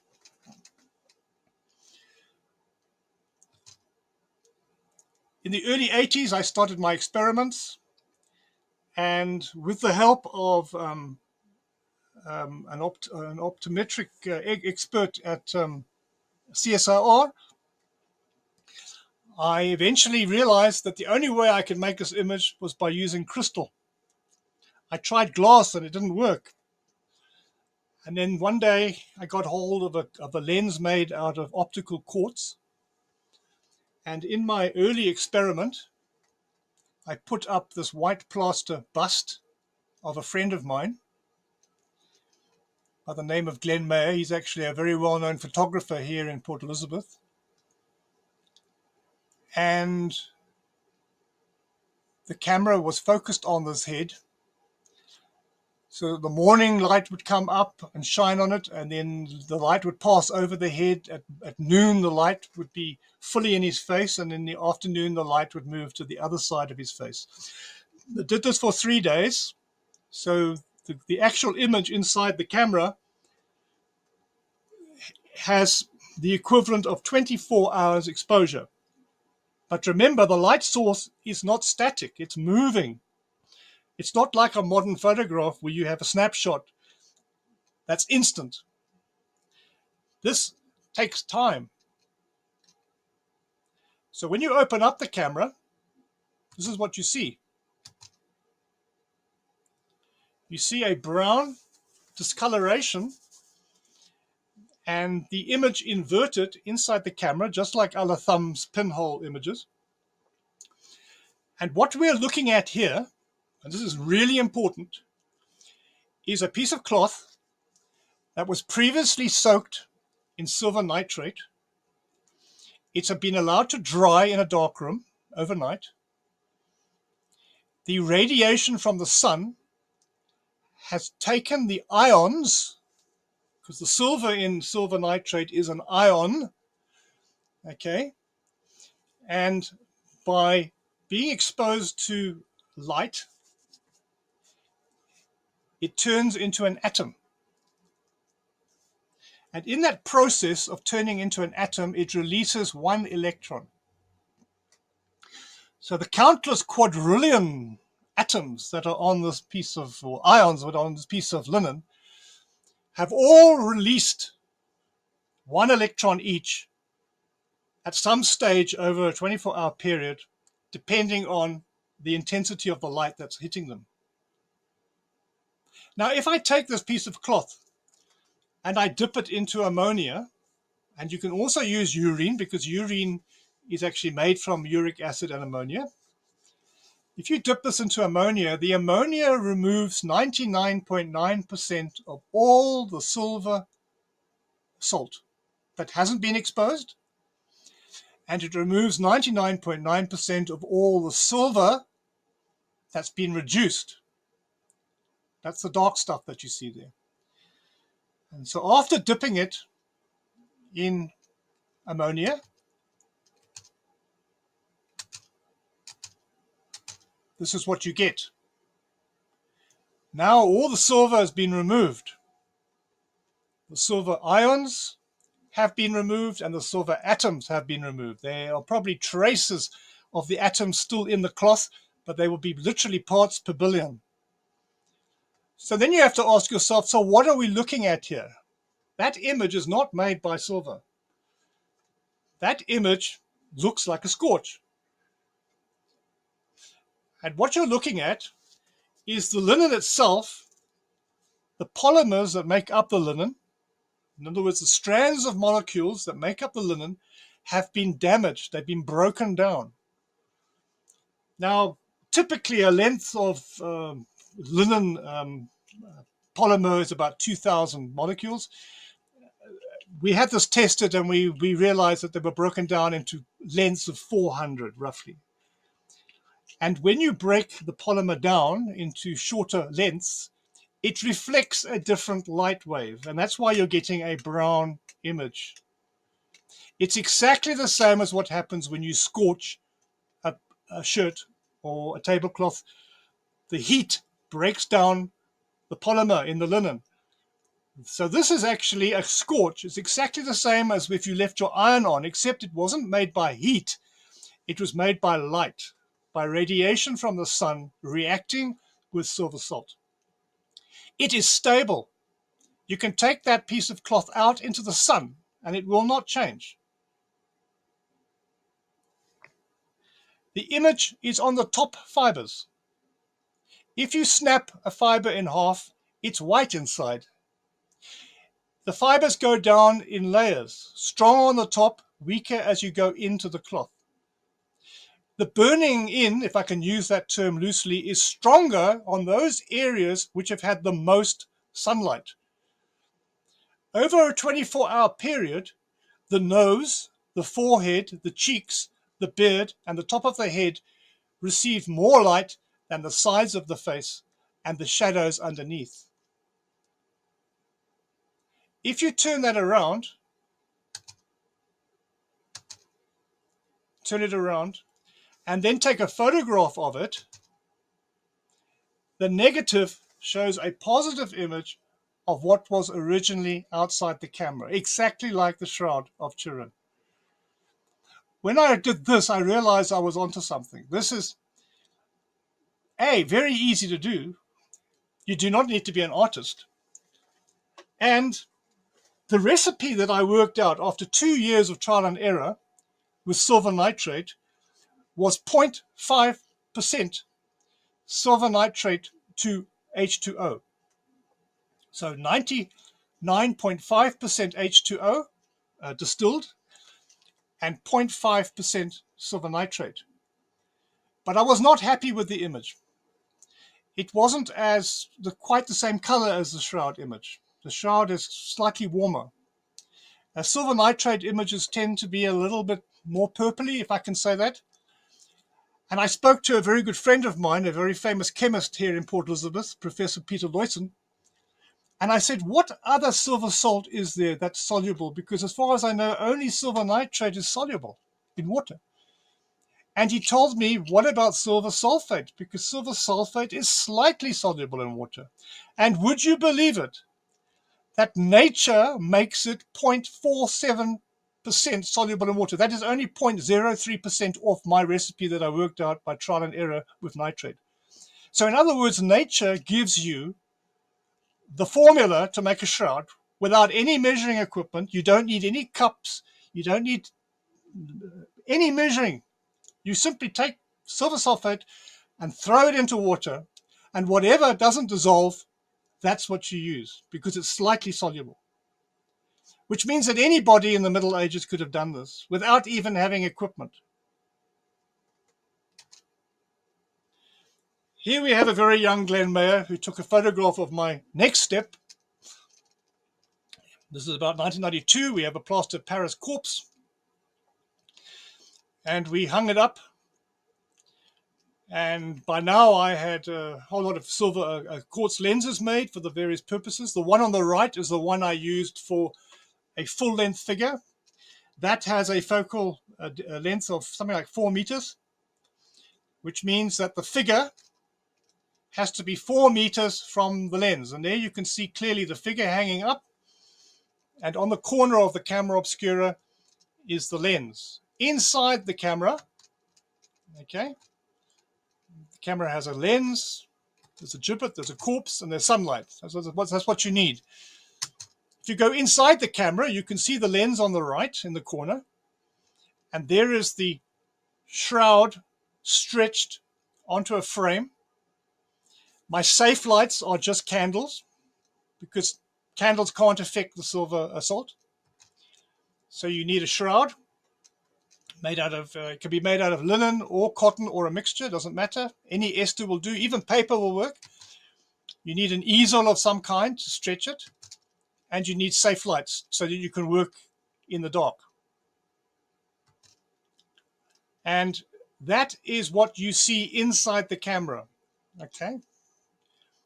So whatever's outside the camera, inside is upside down and focused. Right, so there we have, we pretend we're inside the camera and we're looking at my screen. We're standing basically next to the lens, looking into the camera at the image upside down on a piece of cloth that's been impregnated with silver sulfate. And on the right, that's what you get after 3 days.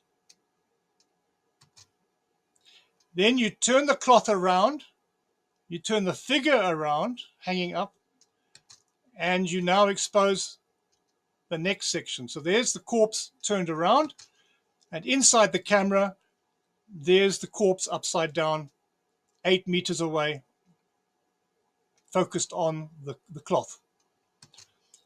And that's what you get after 1 day, 2 days, and that's the front image.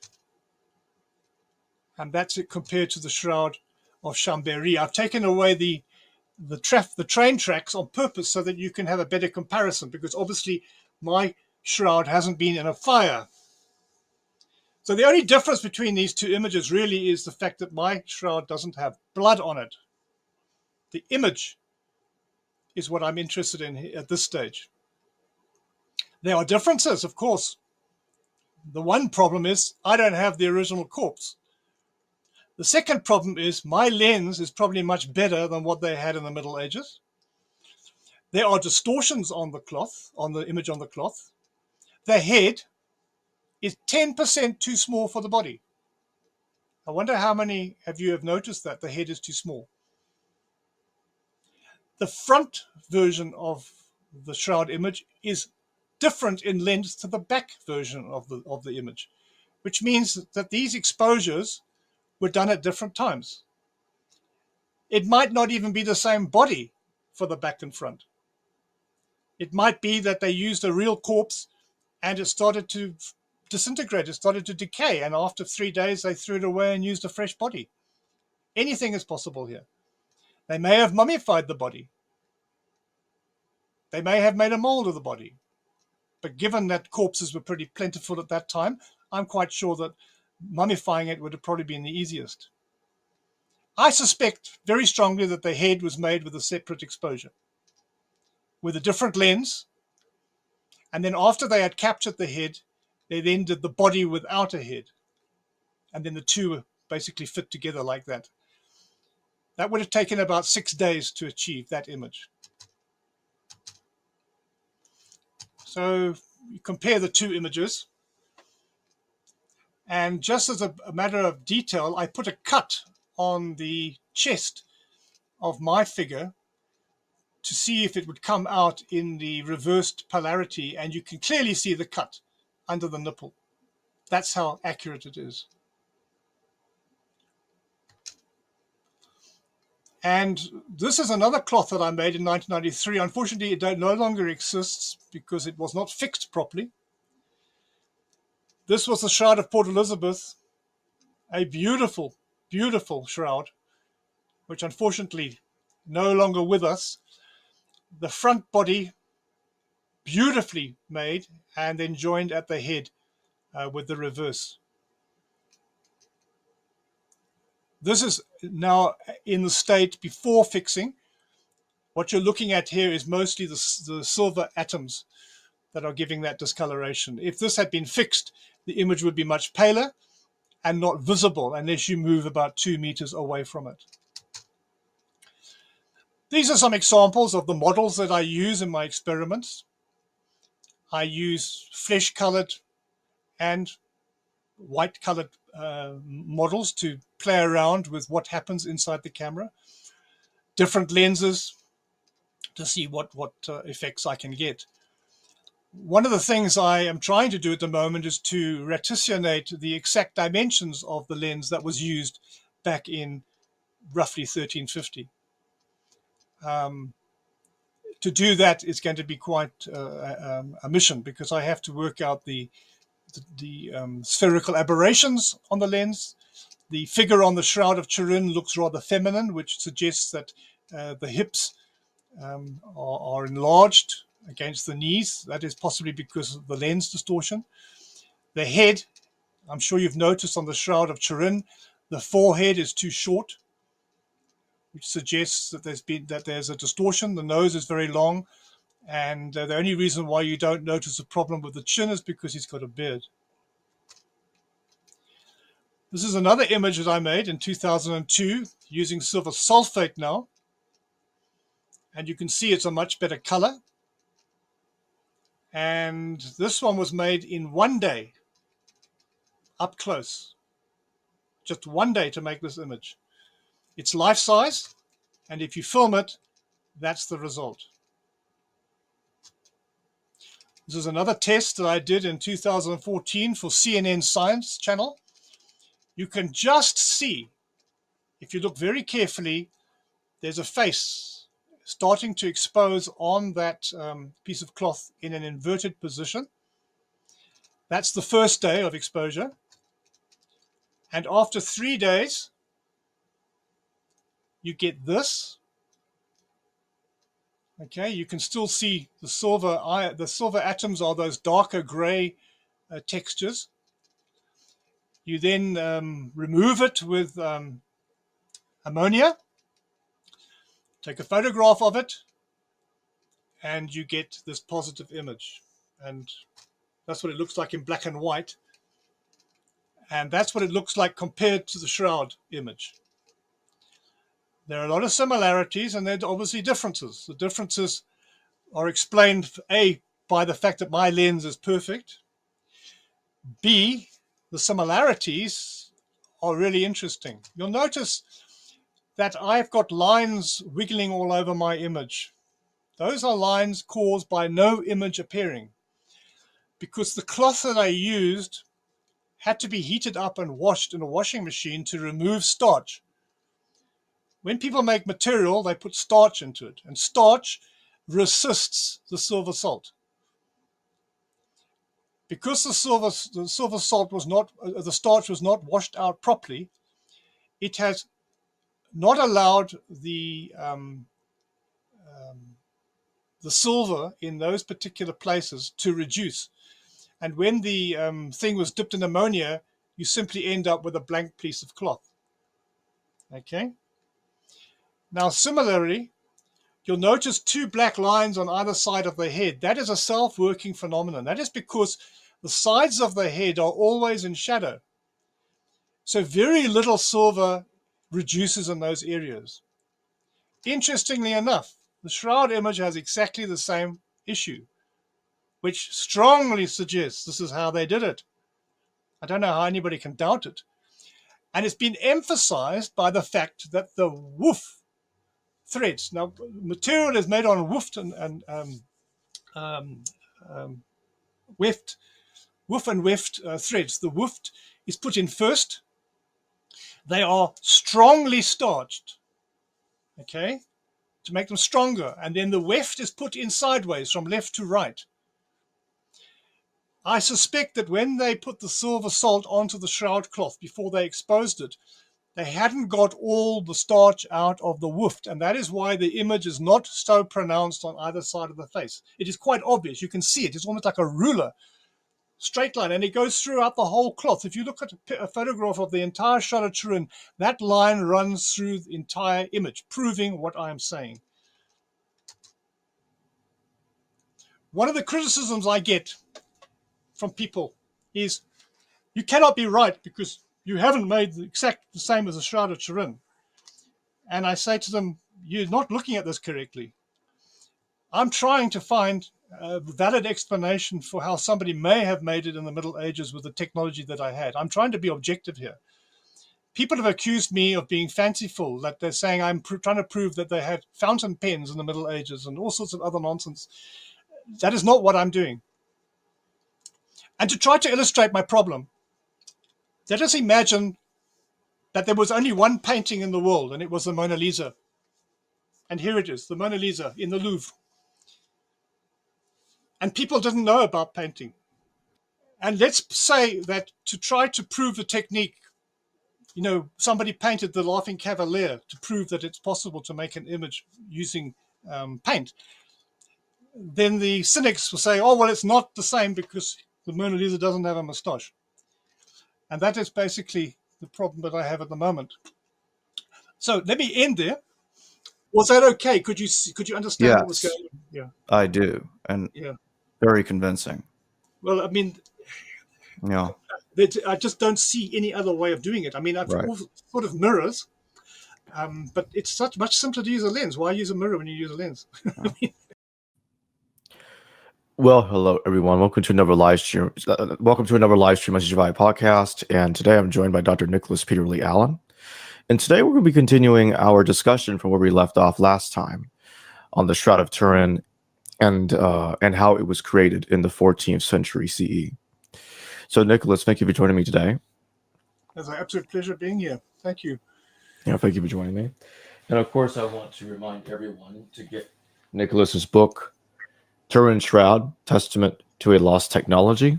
The link to purchase the book will be in the description below. We will be taking questions today, but again, only from Super Chat questions, so make sure to Super Chat your question if you want it answered. Okay, Nicholas, I have your PowerPoint on the screen, so take it away. Well, you ask me a question and I will clarify. Because basically, I have all the information I presented last time, and I can go into more detail now if you require it. So if there's something you need to know about, I can try and answer you. Let's talk about Pierre Darcy's. That's something we didn't touch on last time. Pierre Darcy's apparently wrote something around 1389 in which he states that they apparently found and convicted the fraudster that created the shroud. Right.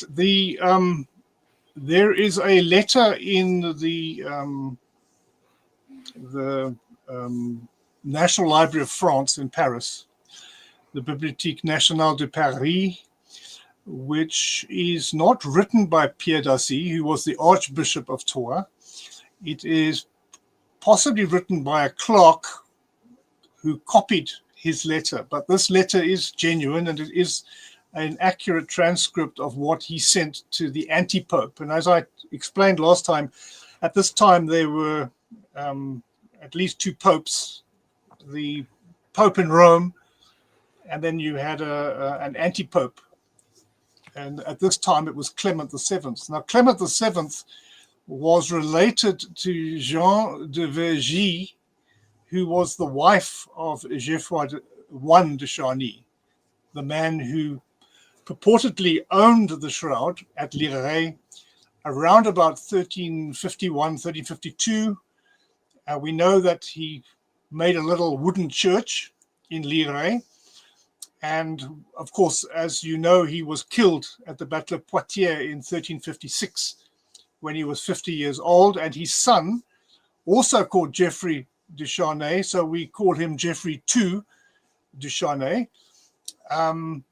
started exhibiting this cloth in this little church. We're not sure when those exhibitions started, but the letter from Pierre Darcy, which was written very late, I think it was in about 1389, something like that. Don't quote me on that, but right at the end of the 14th century. In fact, a few years before Geoffroy II de Charny died, he died just before the end of the century. And the letter tells us that there were exhibitions in Liray for quite a while. And of course, I think the viewers must also remember that we're talking about the end of the 100 Years' War. This is a very, very interesting period of history for the French. For basically 100 years and more, you've got the French and the English fighting each other. The French are having a very bad time. After the Battle of Poitiers, the countryside was being laid waste. It was really a very unpleasant time to be alive. And one suspects that the de Charny Vergy family were using the shroud to raise money, basically to keep themselves going at this time. The pilgrimage to Liray, according to this letter, must have been quite big. And the Pierre Darcy's biggest problem is that he is in charge of the cathedral, which is the seat of the bishop, in Troyes. And Troyes is, as I said last time, it takes you about an hour and a half by car today to drive to Lierre from Troyes. And he's losing pilgrimages. And that's why he's really writing this letter. He's losing money. That's the bottom line. And so obviously he's trying to accuse Jean de Vergy and Geoffroy de Charny of fraud, because that will strengthen his case. He's trying to get the Pope to ban the exhibitions. And in the letter, he makes mention of that it's known that this cloth was painted, which is a very strange comment. He also mentions that miraculous cures have been claimed on the cloth. Let's leave it there. Anything else you need to know about? So do you think the comment about it being painted might have to do with the blood being painted? No. Remember, the people at this time had no idea what this was. It's been, as I showed you last time, the images of the cloth, it looks like, to somebody who's living in the Middle Ages, this would have appeared like a sweat stain on a piece of old cloth. The blood, it would have been assumed by then that the blood came off of Christ's body in the positions of the stigmata. So they would have seen it in their time as a very important relic. And I go even further and say that this would have been the next best thing to being in the presence of Christ himself, because what you have here is an artifact that's, from their perspective, touched the body of the Savior. And on this cloth is his actual sweat and the blood that saved the world from sin.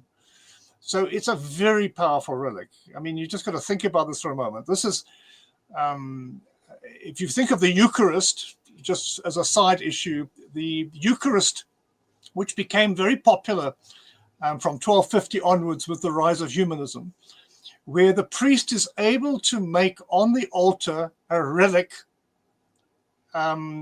if you like, by magical means. He takes bread and wine and he turns them into the body and blood of the Savior on the altar. So that piece of bread and that wine is transformed through transubstantiation, through the process of the Mass. It becomes an actual relic. It becomes the body of Christ and the blood of the actual blood of Christ. That's what they believed. They didn't see it as a symbol. They saw it as the real thing. So the shroud, which comes from this period, this is a post-1250 period,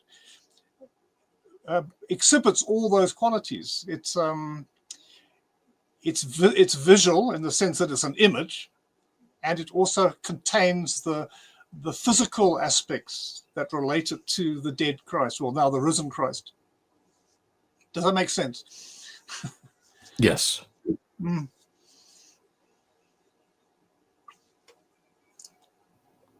What else can I tell you?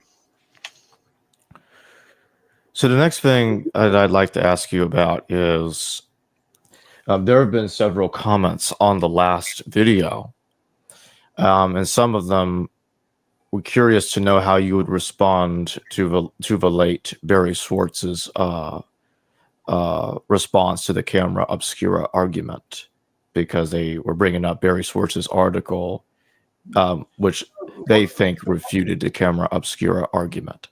The problem is, I mean, I don't want this to become personal, but Barry was a Jew, and he was so convinced by the Shroud's authenticity that he changed his religious belief.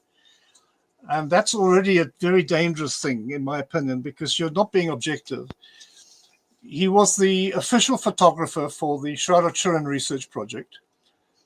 And because he was photographing for, say, I don't know, 80 hours over a 5-day period, he assumes that somehow makes him the most authoritative person on the planet to talk about the Shroud, because he was with it so long. And I mean, I respect the fact that he was with the Shroud for 5 days, but I mean, it's like saying, well, if you've been living on Mount, what I'm trying to think now, Mount Everest, say, your whole life, that doesn't mean that you understand how mountains are formed. I mean, being in the presence of the Shroud doesn't give you authority to say that you know now this is what it is. And when I first started dealing with Barry Schwartz, he was very negative. He didn't want to hear anything other than that the Shroud was a miracle. So it was very difficult to actually deal with him objectively. I've got nothing against him. I have great respect for him, but he's not a scientist. And a few years ago, they took one of my Shroud images without telling me, and they gave it to Barry, and they asked him to comment on it. And apparently he said to the people that it was very similar to what he had observed in Turin. And that was the last I ever heard of it. Barry also was a photography lecturer many, many years ago, and he actually wrote, before I started my work, that it is impossible to make a picture of a human being life-size using a camera. And I found that very amusing, because that's exactly what I did when I made the first Shroud in Port Elizabeth in South Africa. It is possible to make a full-size human being life-size with this particular technique. Obviously, if you're going to use modern photography, which is a different topic, where you are making a latent image, and I don't know if people understand this because people now are into digital cameras, but in the old days, we used to make an image with colloidal silver, and the image was latent. In other words, it was an instant exposure, but you couldn't see anything on the piece of light-sensitive material. That light-sensitive material had to be placed inside a darkroom, and it had to be developed with chemicals to enhance the invisible image so that the image became visible. Then that image was fixed. That means to stop it from reacting chemically. And that image was a negative of what had been photographed. Then you had to take another photograph of the negative in the darkroom and go through the same process until you produced a positive. And obviously, to produce a modern photograph, you would need a really huge camera using that system. But the Shroud of Turin is not a normal photograph, as I've tried to explain. It's not made using the latent image technique. It is rather a very slow, long exposure over many days, in some cases, where the sun is moving over the object that's being photographed, in this case, a human figure, and it is illuminating aspects of that figure over a period of 8 hours from morning to afternoon, such that in the morning, the one side of the body is more illuminated than the other. At midday, the top of the head and the top of the nose and the top of the lips are more exposed. And then in the afternoon, the other side of the body gets the treatment.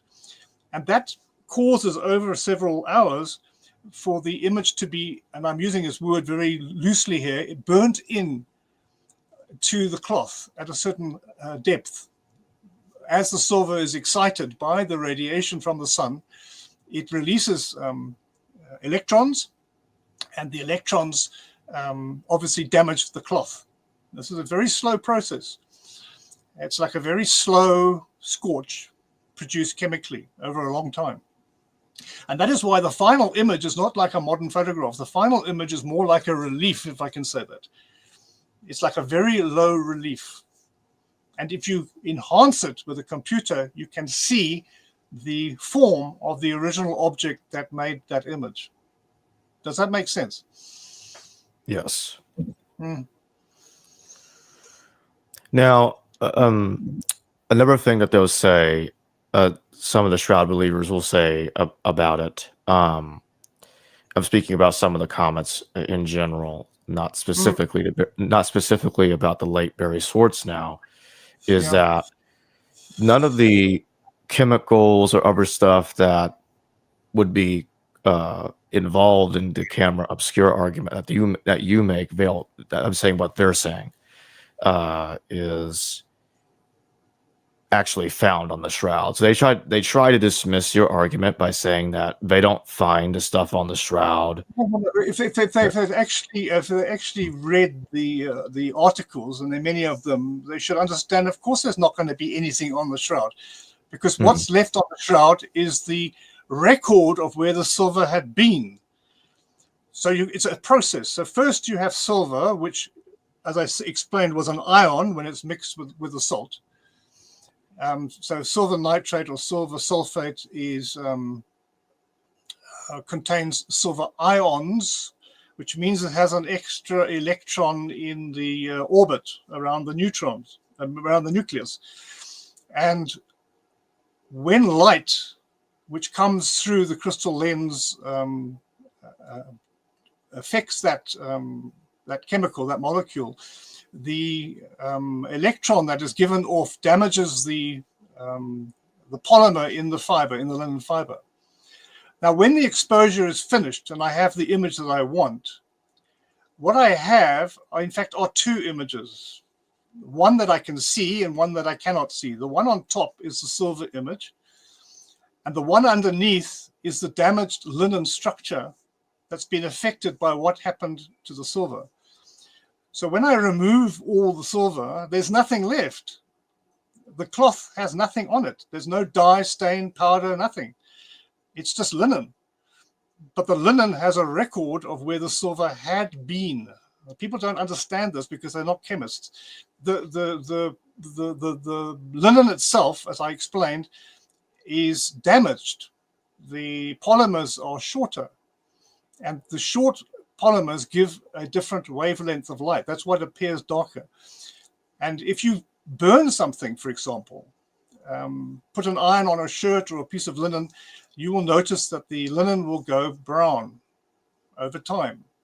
A newspaper left out for years will go brown because it's oxidizing. And this is exactly what's happening on the Shroud. The Shroud is basically oxidized linen, if that makes sense. It's oxidized where the silver had originally reduced. When I say reduced, it's because it lost an electron in the process. Now, it's possible that if you examine the Shroud with modern X-ray fluorescence, that you should find silver on it, parts probably per billion, and there will be evidence of that. But they haven't done that test. That's the other problem. And now the church owns the Shroud. There's another thing people don't know is that after Umberto II, King of Italy, died, he left it to the church, which means he doesn't own it anymore. Now the church owns it. And the very first thing they did when they owned it is give it a vacuum. They basically gave it a spring clean, vacuumed it, straightened it out, and claimed that they were just preserving it better.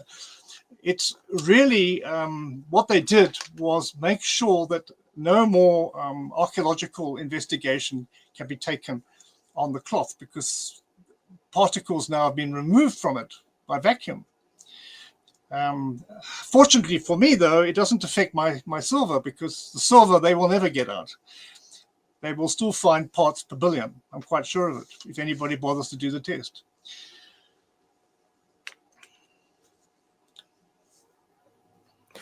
So I'd like to get back to where you left off at the end, specifically at the end when we were talking about when you were going further into the camera obscura argument and what you were saying after that. Okay, what exactly do you want me to speak about? You want me to go over the process that I used to make an image? All right. Let's go and have a look. All right. Well, as I explained, if you're looking at this objectively, you have to leave your religious beliefs at the door of the laboratory. They have no place in science. I've been asked by people also, this is a very common question I get. They say, if you're right, how come there's no other example of the shroud? Very common question. And you look at them in disbelief because you think, well, what are they getting at? The shroud exists, okay? It's a real thing. It's not a fake in the sense that it's a real object. It's a real phenomenon. And the shroud tells you how it was made. It's a negative image. You can't make a photographic negative image unless you're using photography. There's just no other way of doing it. So here we have a shroud image behaving like a photographic negative. And as I explained, photographs are made by photographic-related technologies. And when I talk about photographic-related technologies, that includes mirrors, any means of trying to capture an image and project it onto a surface that has been prepared with a light-sensitive emulsion or chemical. And how light-sensitive emulsions work, and they normally are silver-based, is that the silver reacts to the presence of light. In modern photography, as I explained, you cannot see that reaction with your naked eye. Only a few atoms are affected. So the piece of paper, say in the camera, would look still white after the exposure. But if you put it into a developer, you can increase the number of atoms of silver, and they grow basically like a crystal over the surface of the paper, and it looks like an image.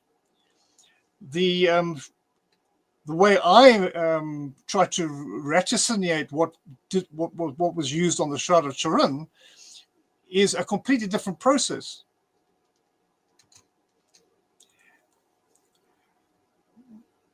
When I first thought about this, I like everybody else, I would have said, oh, well, this is ridiculous because they didn't have cameras and they didn't have photographs in the Middle Ages.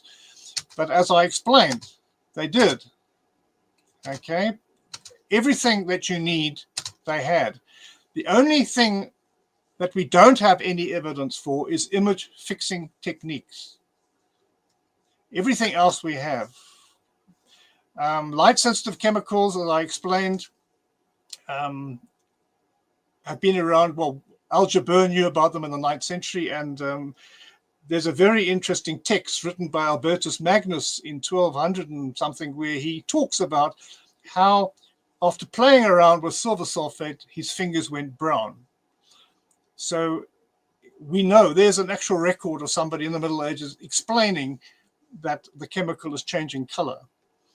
As for lenses, they go way back. I just want to quickly shoot forward.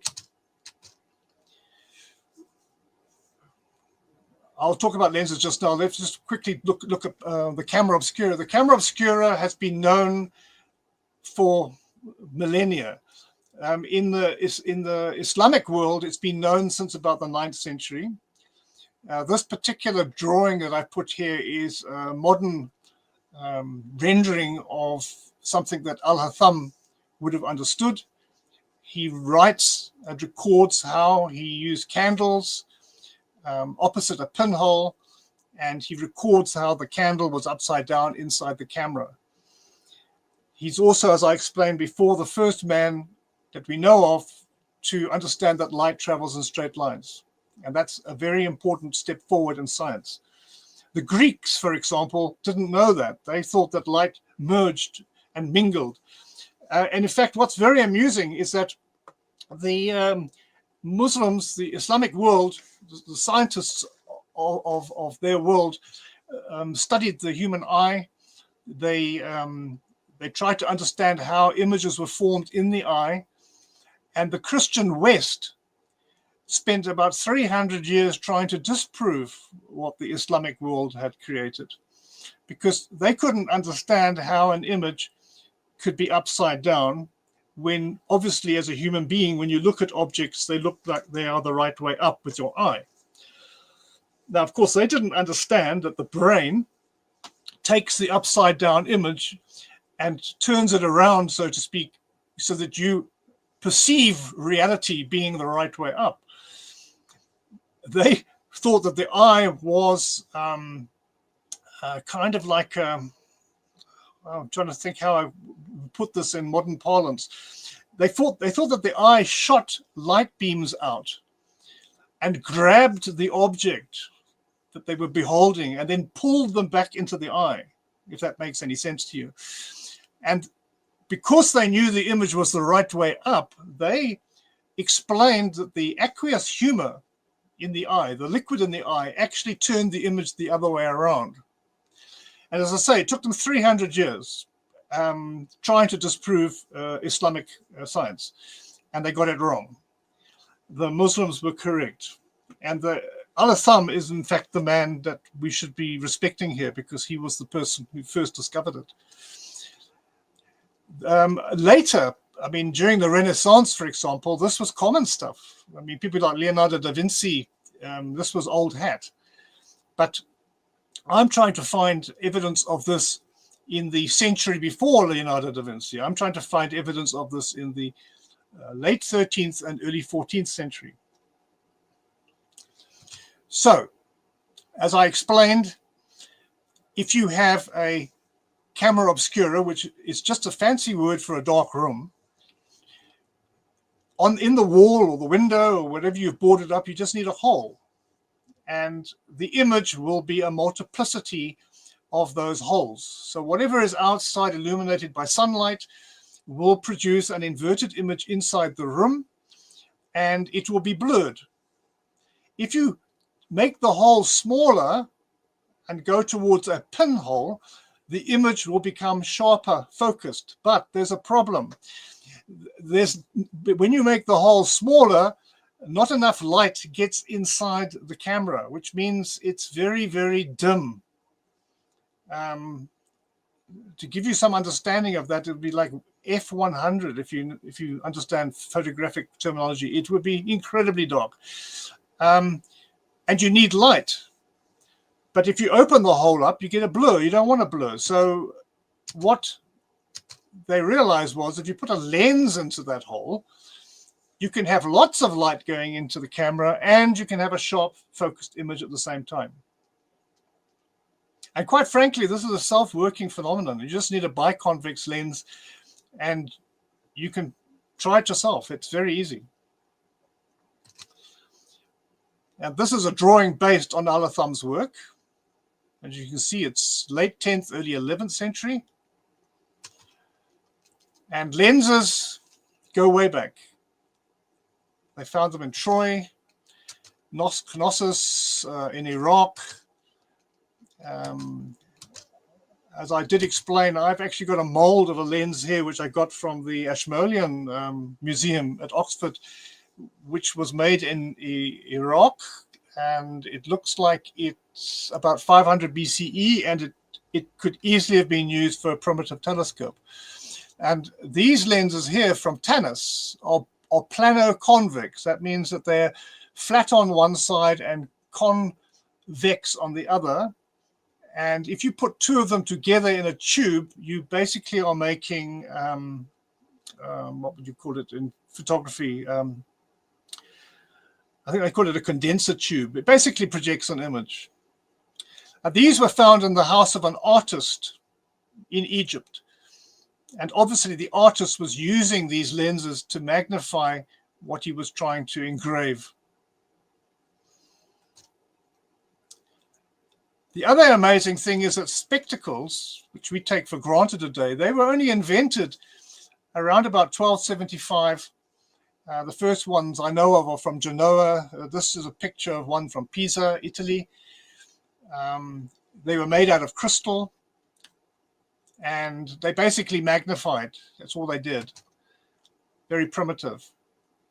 But this is, as you can see from the dates, this is basically the time the shroud was being made. I would put the shroud's manufacture between 1275 and, well, 1290, because it was around in up to say about 1350. It was available in 1350, so it had to have been made in those years. This is a crystal ball, from the 6th century, 7th century. So even at this early stage, they had the technology to make a round shape. And as you get more advanced, and now we're going into the 1200s, you can see they were able to carve and hollow out a hollow object in quartz, which is incredibly difficult. I mean, I think quartz is about 7 on the hardness scale, 7 to 8, where diamond is 10. So it's very hard stuff. This one here, which comes right at the end, or I'd say in the middle of the Italo-Byzantine period, the piece of crystal has been so well carved that they've made a container in the center to put the relic of the dead saint, and it's even got little handles, all beautifully carved and polished. And here's a whole room full of these. Some of these are later than the 12th century, but some of them date back that far. And as I explained, I have seen some of these in Venice where there are flutings on the outside, and each flute is a biconvex lens, elongated, so that you can magnify what's inside the container. So making a lens is really a piece of cake if you can make this stuff. And then this amazing find, this was found quite recently. They date from the 11th to 12th century. They look like they're Byzantine, and they were probably taken by very late Viking activity. They're probably stolen in a raid and taken back to Sweden. And as I said, what's so amazing about this technology is that these are not spherical lenses. These are aspherical. That's quite incredible if you think about it, because it's natural for somebody to try and make a lens that has the arc of a circle for the convexity on a lens, but to go aspherical is mind-boggling. I think it was the early 60s that in Europe, when they first started making aspherical lenses for optical purposes. And here we have somebody who's made a lathe-turned lens, 46 of them, in the 11th or 12th century, which proves that they had the ability. And I showed you these before. These are just paintings showing churchmen using lenses in the early 14th century. In fact, this is almost the exact date the Shroud was first exhibited. So we know that they had lenses. We know they had cameras. We know that they had light-sensitive materials. But what we don't know is if they understood the whole concept of fixing an image, because fixing an image is quite advanced. As I did explain in the early history of photography, proper photography, modern photography, the very first exponents of this technique could not view their works outside the camera, because they were basically taking silver nitrate or silver sulfate. They were allowing it to reduce in the presence of light.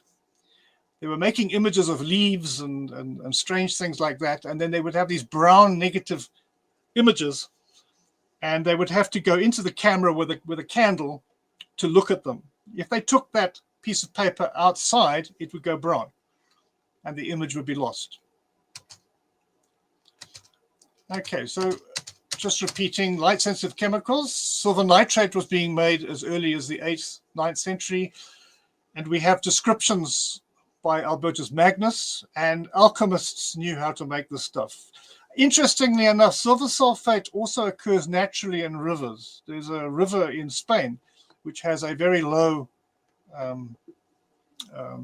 what would I call it, solution of silver sulfate within it. So it's, however, to make silver sulfate in the laboratory, we normally take silver filings, turn them into dust, and then pour sulfuric acid onto it, which then dissolves it, and you end up with a precipitate at the bottom of the liquid. And what is not a precipitate is 0.47% silver sulfate in solution in the H2O in the water. The medieval people called sulfuric acid oil of vitriol, which is a very good word for it because it's vitriolic. It makes quite a show when you see the silver dissolving in the acid. The idea of projecting images and even moving images go way back in history. The Chinese are possibly the inventors of this. And we know that the Chinese were the very first people to wear spectacles, but their spectacles were not used for seeing better. They were used to disguise the eyes of judges when they were passing judgment. And they used to use tea crystal. So they were the, if you like, the manufacturers of the world's first sunglasses. And it's quite possible that people like Marco Polo brought back a lot of this information. The Venetians, who were in contact with the Muslim world and the Knight Templar movement, shared a lot of their information, and that include navigation techniques, building techniques, for example. All of this knowledge seemed to be focused on Venice because it was at the crossroads between all these cultures. Okay, in terms of my own work, I've explained that I knew that direct contact is out of the question. And if you want to believe that Jesus made this image, then you would have to believe that Jesus floated around inside the tomb and floated the cloth in front of him straight and flat and beamed himself upon it, which, of course, sounds absolutely ridiculous. But when you look at it objectively, I'm describing photography because that's what happens in photography. So if you wrap a piece of cloth around a three-dimensional object like a face and pull it off, you will have a blurry, disfigured face. The shroud is not disfigured. It is recognizable. And the only way you can do that is by projecting the image. I also mentioned that there's no directionality on the shroud. There's no paintbrush marks. There's no human element there, except for the blood, which we'll come back to. The image appears to be not made by human hand.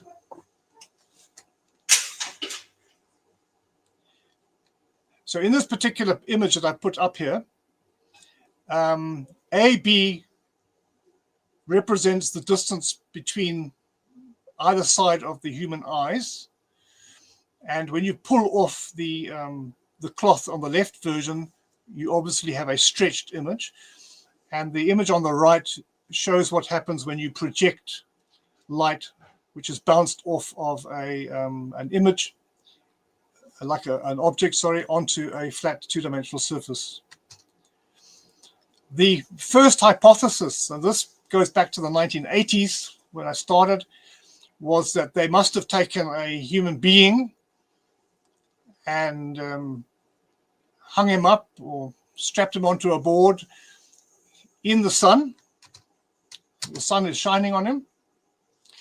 And then they would have placed him opposite an aperture, as I showed you earlier, which had a lens within it. And it would have been a crystal lens. And if you open the lens, you take the stopper off of it, then the light from the sun reflects off of the body, traveling in straight lines, creates an inverted image on the piece of cloth, which has to be spread flat, two-dimensional. You cannot get a shroud image unless the shroud is held in a two-dimensional plane. That in itself should be pretty obvious. Okay, if it had been a direct contact, the shroud would be a huge blob. It would be spread sideways, double the width, if you like, of the person. And another interesting thing, if you want to believe that it was made by direct contact, then you've got to explain to me, where's the top of the head? There's no top of the head. So when Jesus was making this cloth, this image, he was very, very particular what parts he beamed onto the cloth. He only beamed the front and the back of his body, but not the sides, and he didn't beam the top of his head. But you can clearly see on the shroud that there's no top of the head, which already should be a huge warning to everybody that that's not the way it was made. Okay, my very first experiments went on for about 2 years, from 89 to 91. I wasn't having much joy until I started using crystal. And in the early days, I was using silver nitrate.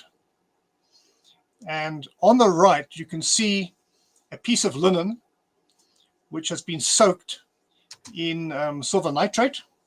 It's AgNO3. And I allow it to dry. So the linen is permeated with silver nitrate. Now, silver nitrate is highly reactive, which is one of its problems, and that's why I do not think the shroud was made with silver nitrate. The shroud, as far as I'm concerned, could only have been made with silver sulfate, which I can explain in more detail later. But using silver nitrate to test this theory out, what happens is after 3 days in my first experiment, that's 3 days of 8-hour exposures. And each 8-hour exposure, as I explained, is the movement of the sun from the morning to the afternoon. Possibly to explain this better to people who don't understand, because they've got no practical experience of what's happening here. If you go to the beach and you run around the beach without a sun blocker, you'll notice that by the end of the day, the top of your nose and your cheeks and your forehead will be bright red, burning, but your eyes, the side of your face, and under your chin will be fine. That is because the sun has been beating down upon your body over a long period, and you've been moving around, and the sun has had many opportunities to get to the left and the right side of your face. Your nose being prominent has always had sun on it, regardless of what time of day it is. Whereas the side of your face and under your chin and under your eyes, for example, that would be more selective. And that is exactly how these images work. They're based on the amount of time that light has been focused onto the surface of the cloth. That's reflected off of the object on the left, which is your model. And where the light has been reflected off of that object longest, you will have a darker reaction visibly, because it's more layers are being affected. So not just the top layer, but the second and the third layer will also be damaged because of the intensity. And that means that you have, in a sense, a relief. So the image is not like a modern photograph. It's a relief. And as I explained, you then take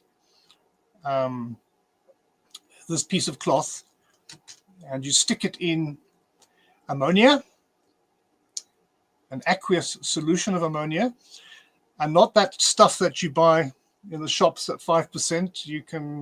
If you really want to speed it up, you can put a 10% ammonia in solution. Technically, you could use urine. Just take a bit of time, because urine contains ammonia in small quantities and also uric acid. After you have dipped it into the ammonia, all the silver ions from the silver nitrate and all the silver atoms, which have been reduced in sunlight, are removed. And now you have an image that's formed from the linen itself.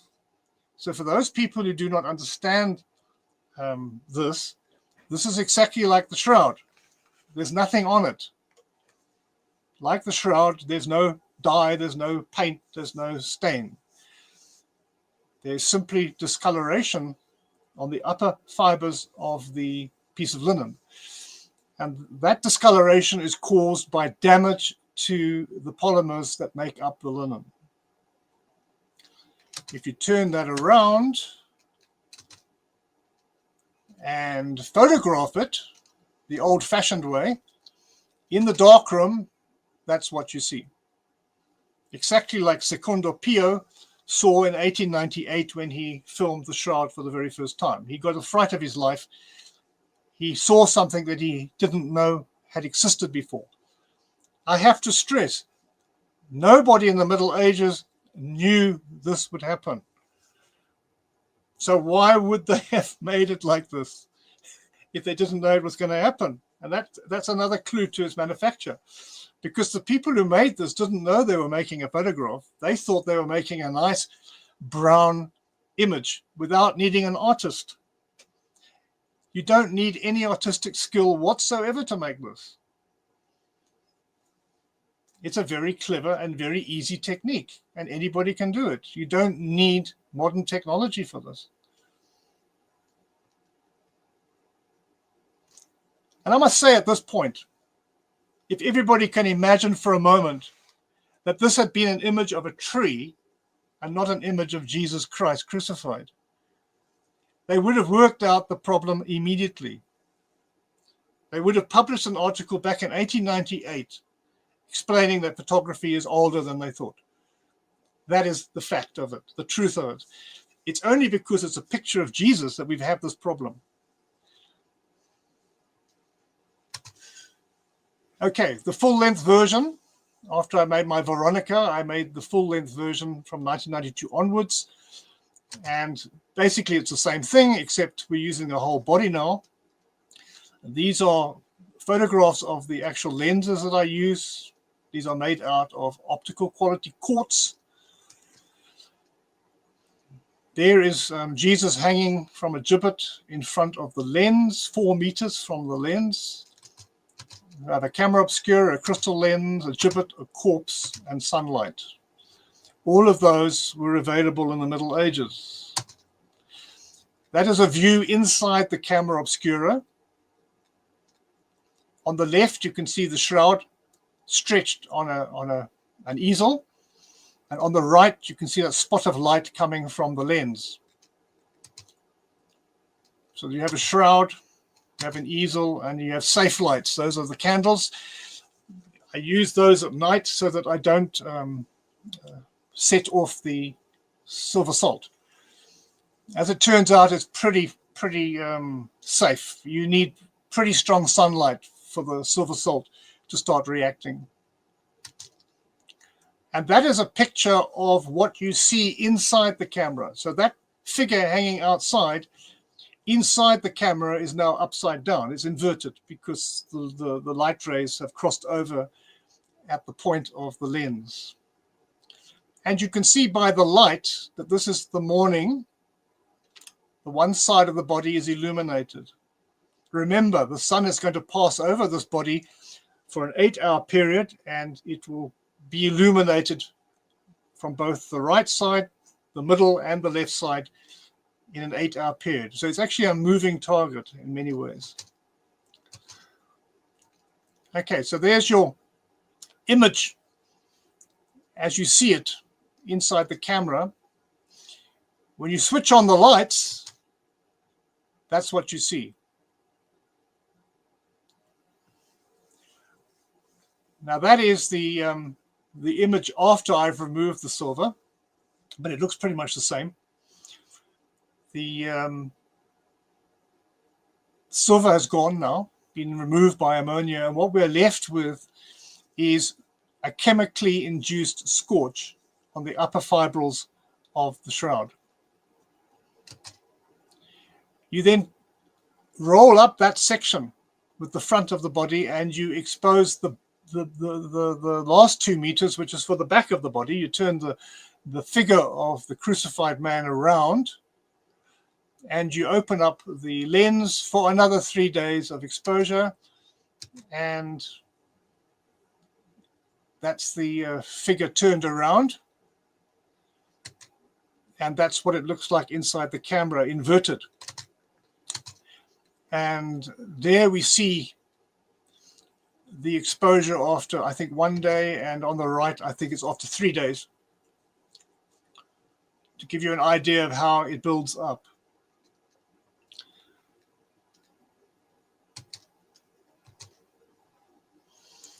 So the Shroud of Port Elizabeth is a negative. When you take a photograph of it, the negative becomes a positive. The Shroud of Turin, as it was when it was at Chambéry, without the train marks, the burn marks. That's how it would have appeared to people in the 14th century. And if you took a photograph of it, that's what you'd see.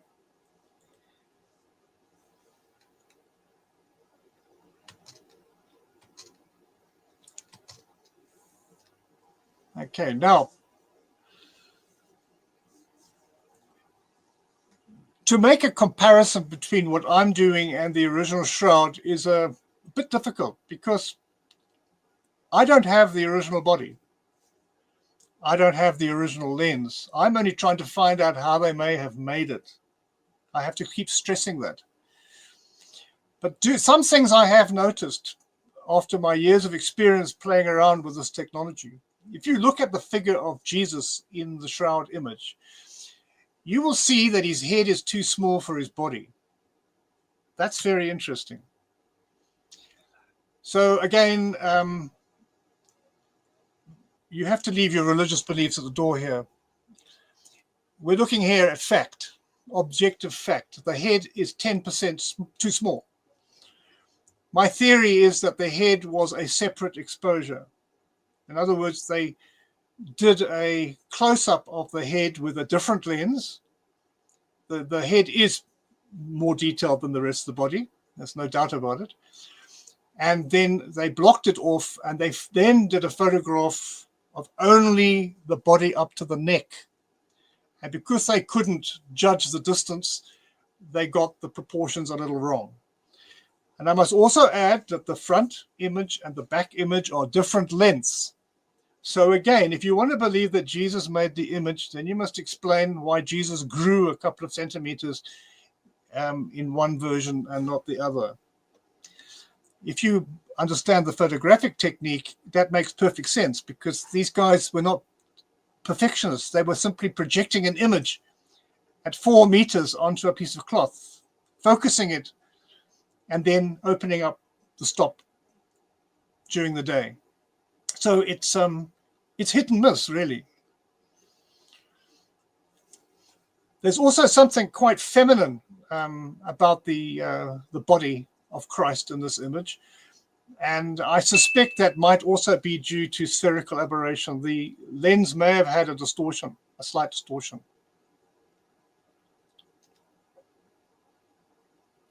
My image is possibly too good because it's made with a modern lens, highly precision instrument. And also, by playing around with the lighting, depending on which time of year you do this, you get different effects. So I'm assuming, rightly or wrongly, that the Shroud was made in summertime in Europe, possibly in Venice, would be my guess, in the mountains. High UV levels, lots of reflectivity in the snow, and that would also have helped preserve the body if they didn't mummify it. My body is made in South Africa in intense heat, very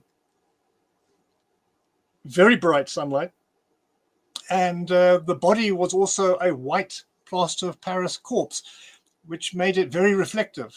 So I've got far more reflectivity, if you like, on the body. That's why my more recent stuff, which I'll show you just now, is using flesh-colored remains. Models that are flesh-colored, to try and subdue the reflectivity. And that gives you an image that's closer to what you see in the Shroud. But again, I don't have the original body or bodies. I do not have the original lens. I am simply trying to show how it's possible to do this using medieval technology. Okay, there's the Shroud of Port Elizabeth full-length version. These are some of the models that I use when I'm experimenting, and some of the lenses that I play around with. This was a very interesting image that I made in Port Elizabeth in 2002 using silver sulfate. This is when I got onto the silver sulfate.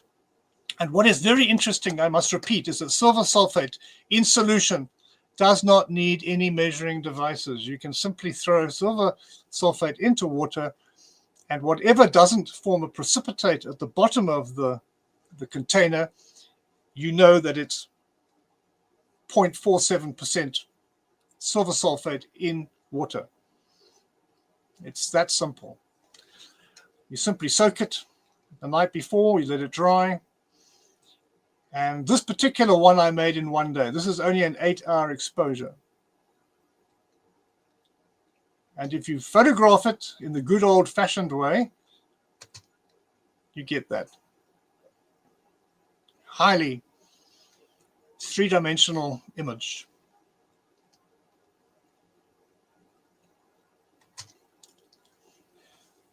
This is just a picture I took in 2014. The CNN science group came over to my university to see what I was up to, and we took some footage for them. And this is after one day of exposure, and you can see very clearly the face of Jesus upside down in the middle of that piece of cloth.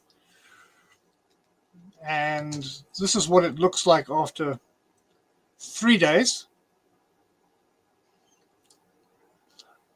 Unfortunately, the cloth in this particular example had a lot of starch that wasn't washed out, and the starch has ensured that those places where there's starch, no image has been recorded. That's because there's no silver.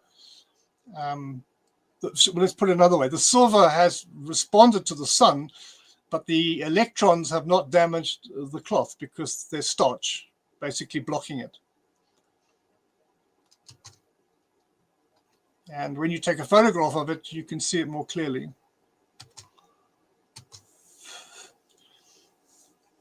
Other features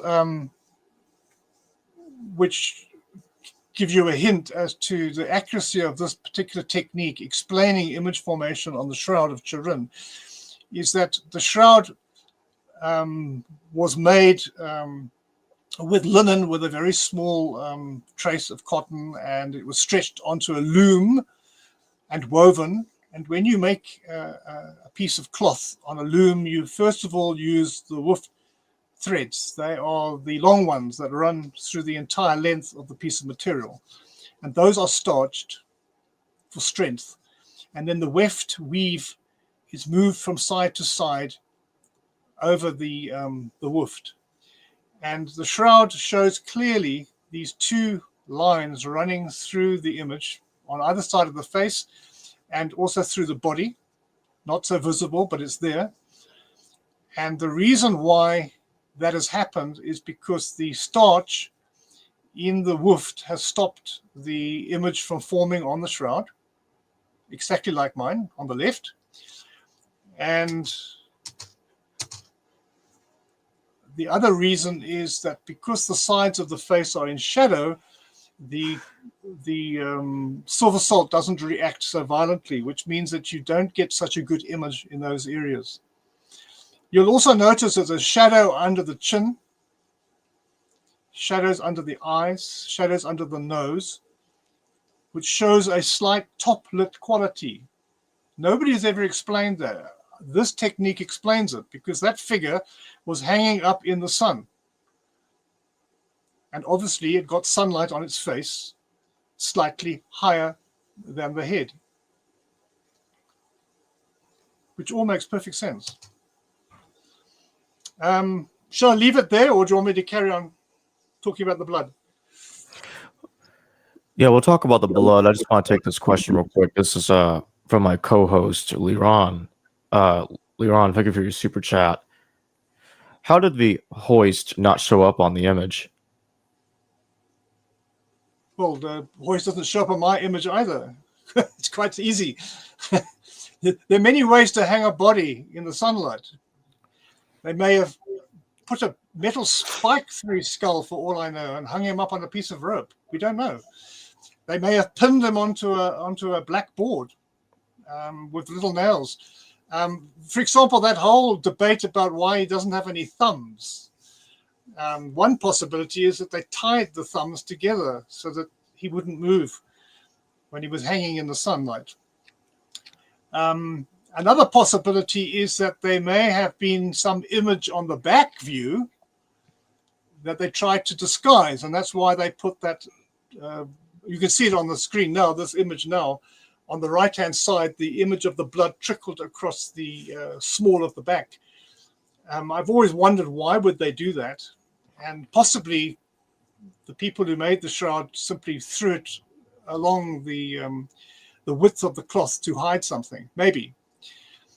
When you are dealing also with these kind of images, the contrast between the body and the background is quite intense. I mean, I place my figures in front of a dark background so that only the figure is illuminated in the sun, and that helps. I hope that answers the question. Yeah.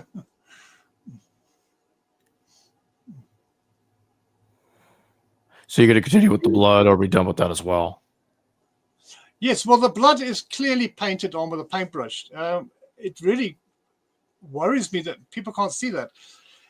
If you know a medical guy, I've actually got his book here somewhere. Let's see if I can find it. Anyway, it doesn't matter. Back in the 50s or 60s, he wrote a full medical report explaining how the man in the shroud had died and proving that he died of crucifixion, and gave this long report using the blood as evidence. And it's really quite fantastical that somebody would do that as a doctor, a medical doctor. I find that really frightening. First of all, let's just have a little bit of imagination now. Let's imagine for a moment that a real crucified person has been hanging on a cross for 6 hours, bleeding profusely. It's been whipped all over, by the way, as well. It's covered in blood. And they take the corpse down from the cross. So he's being manhandled. Okay. You can imagine the mess. I mean, just think of the purging. All right. Dead people purge from orifices. All sorts of muck and blood is going to start coming out. They take this body and they take it to the tomb, and they neatly place it, like, as I say, in the shroud, like it was a sandwich. And the only blood that we have on the cloth is neatly presented in all the right places, as though it's a painting. I mean, surely you can see that that is impossible. I mean, it's just totally ridiculous to even believe that. For a start, if you've been hanging around for 6 hours and maybe 3 hours you're alive and 3 hours you're dead, your heart stopped. The blood is now coagulating. A lot of that blood is not actually going to come off the body. It's going to be dried on the body. So you're not going to have neat blood flows recorded on every arm and coming out the feet and coming out the side, and all the crown of thorn marks neatly arranged. And if anybody wants to believe that that is possible, they really need to think about it very carefully. Maybe take an object like a dead pig and cut it up and put it onto a piece of cloth and just see what mess you will have. So for a start, it's impossible. We have to accept that.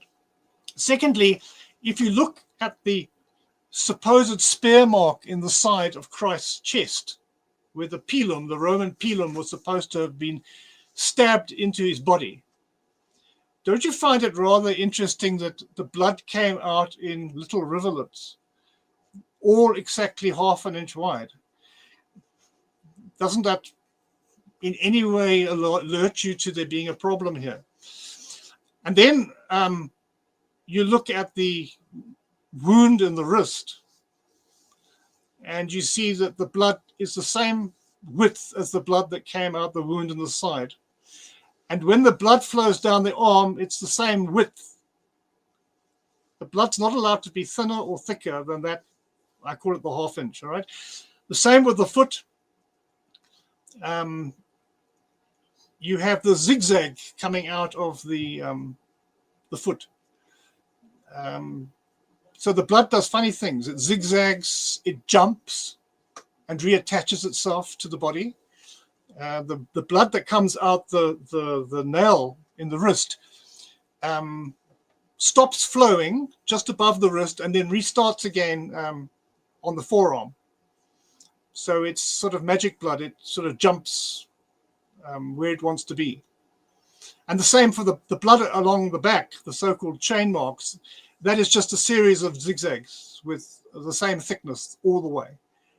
So even where the blood spilled completely naturalistically from the dead body as they were taking it down, it didn't splash on the cloth. It made perfect lines. So, and what's even more amazing, I did this. I put circles around the entry wounds for the spear and the nails, and they're exactly the same size, and they're round. So somebody took a paintbrush and made a blob where they thought the wound should be, and then artistically embroidered the blob with these very artistic lines. They look almost like a signature. It's another way of putting it. It's a flamboyant signature that somebody used to paint this. But it is blood.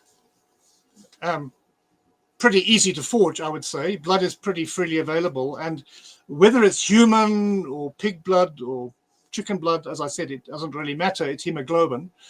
The Stirp committee looked at this very, very carefully, and I agree with their report. This is denatured methemoglobin. It's very old blood, and blood contains iron. And what we have here is the iron aspect of the blood. And the reason why it is so red is because somebody added red ochre to it.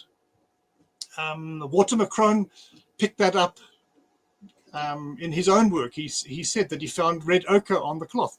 And I agree with him. That's the only thing that makes sense. If you see old blood, it doesn't stay red like this. So it's been mixed with something to keep the color. And iron oxide is the most obvious thing that comes to mind. And again, these things were all available in the Middle Ages. There's nothing magical about this. The point of the shroud is to present the image of the crucified Christ for worship purposes, veneration purposes.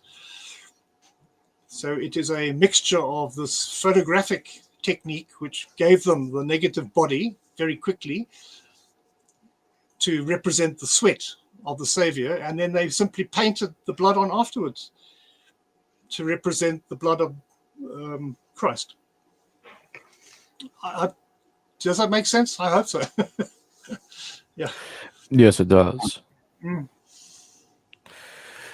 Yeah, so my co-host Liran is about to join us. He wants to ask you a few questions. Sure. All right, Liran, you're on. Hello, Mr. Allen. Nice Hi. Liran, your microphone volume is very low. Checking Yeah, one, Liran, one, two. very soft. Checking one, two. That's check, better, 1, 2. much better. I hear you Okay. now. Yeah, First of all, Dr. Allen, I really want to thank you for this amazing presentation. This has been a wonder inside of a wonder. Never in my wildest dreams I would imagine that the Shroud of Turin was the first known photograph in the world. yeah. I mean, Well, I think there were other ones before, but they haven't survived. Or the Veronica in the Vatican or in St. Peter's could very easily be an early version of this from the 7th century. This technology could go back further than the 13th. I mean, I believe it's possible they could have made this by the 9th century with the technology that we see here. I have some questions about the blood. Let's say they provided ochre in powder form. Now, my understanding is at that time, when they used paints, they used just very fine powders with tempura, which is basically egg. Absolutely. I don't think they had oil paints at this point. Well, yeah. I speak under correction, but I think the first oil was sort of 15th century, early 15th century. But Right. certainly most artists were using egg tempera up until the 14th century and Can beyond. you tell people what tempura is, just for the people that don't know? Okay, it's white of egg mixed with an oxide. With what? And you can put a bit of yolk in as well. And it makes a very strong It's binder. essentially like acrylics, like modern acrylics, because you have medium pigment in the binder, except acrylics are much better. I mean, come on. So it lasts a long time too. I mean, egg is incredibly difficult to remove once it's set. oh yes, so is acrylics, by the way. I paint with a lot of acrylics. I don't think they used tempera on the Shroud. I think they just used water, quite frankly. So they used like primitive watercolors with ochre? They took some blood, they probably watered it down, threw in some red ochre, and the artist did his thing. Maybe they did a few practice swipes. By the way, what I haven't mentioned, there's also something like 180 whip marks on this thing. What? We haven't even spoken about the whip marks. There are these little tripartite, it looks like somebody has, people claim it was the marks of the flagellum, the Roman flagellum, with 3 lead balls on a piece of leather, and the cat of 9 tails was whipped, and it leaves these little marks. But if you look at these little marks on the shroud, they're all identical, which means that if we're to believe that this is Christ being whipped at the column, the executioner was very, very precise on how he laid that that whip. And interestingly enough, the doctor that I spoke about mentions in his book that this guy deliberately avoided the heart region to keep him alive, which is also very funny. The reason why that heart region has been left alone is because they wanted to emphasize the wound in the side. So you don't want to mess with so I think they'd used a potato, all right? They made a potato print. There were no potatoes at that time. They dipped it in the blood and they just went stamp, stamp, stamp, stamp, stamp all over the thing to make the...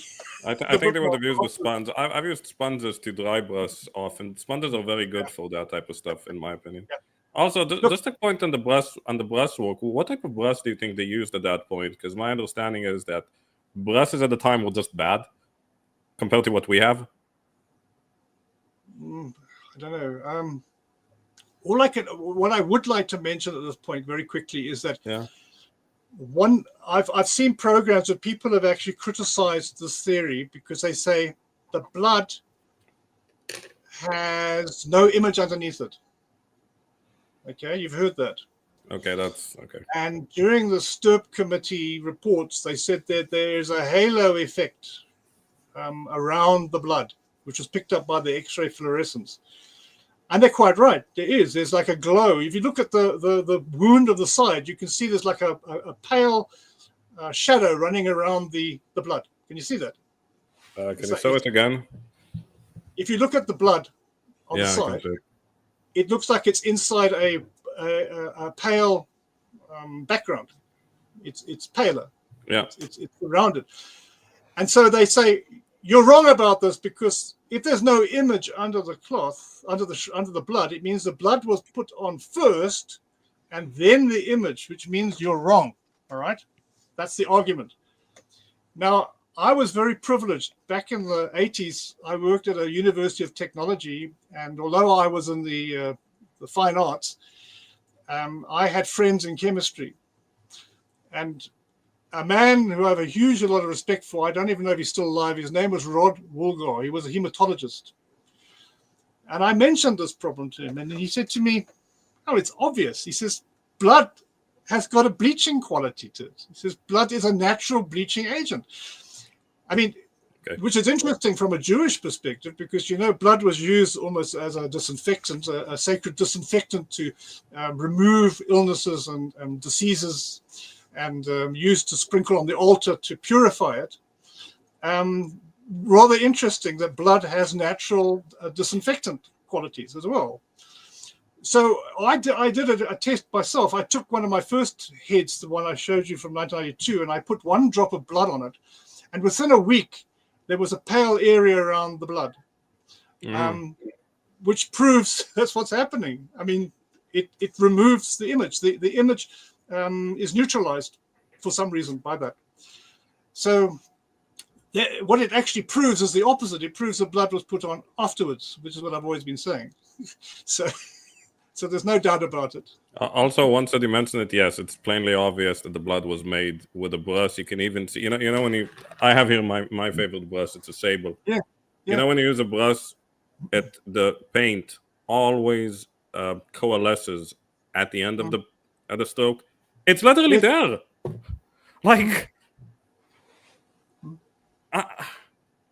you see, the thing is, I'm an artist, so this was obvious to me. You know, I mean, I paint and I sculpt, and I see this and I go, "What the hell are we talking about here?" You know, it's obvious. It's and I'm not knocking the Shroud. I must just tell you, the Shroud may be a fake, but it is probably the most incredible piece of technology produced for its time. As far as I'm concerned, it's the equivalent of the space shuttle for the period it was made. It's brilliant. It's brilliant. It's brilliant on every level. It's brilliant in terms of the society that made it, the religious beliefs of the time, and the symbolism behind it. As an artwork, it's a masterpiece. It really is. And it's also using the best technology of the period. And this thing should be in a museum, not a church. You know, it should be in a photographic museum and looked after by scientists, where it will be better respected. I think I definitely agree with you, but I think it's kind of sad that the best minds of the time were devoting their efforts in order to basically fool people in a religious manner instead of making advances. There's one right now, by the way. Do you know in Naples, have you heard of Saint Januarius? Yes, the blood guy, the blood saint. Guy. Now that's the same period as the Shroud, okay? Exactly the same period.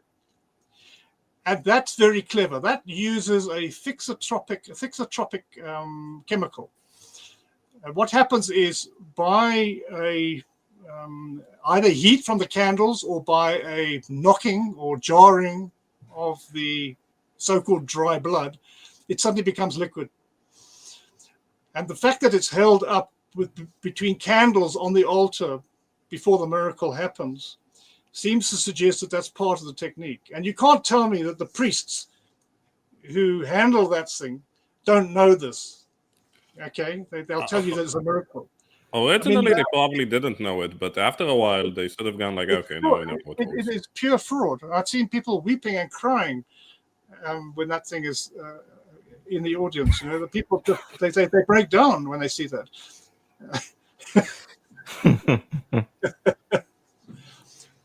Yeah, the Shroud is both a relic and an icon. It is a mixture of East and West. It's a blend of Latin Catholicism and Orthodox Greek. It is a brilliant piece of work, and there's no doubt that there were precursors to it. We have descriptions of very similar things. In 1204, when the Franks destroyed Constantinople, there is a record of a Jesus on a cloth rising out of a pretend tomb in the church to represent the resurrection of Christ on Good Friday.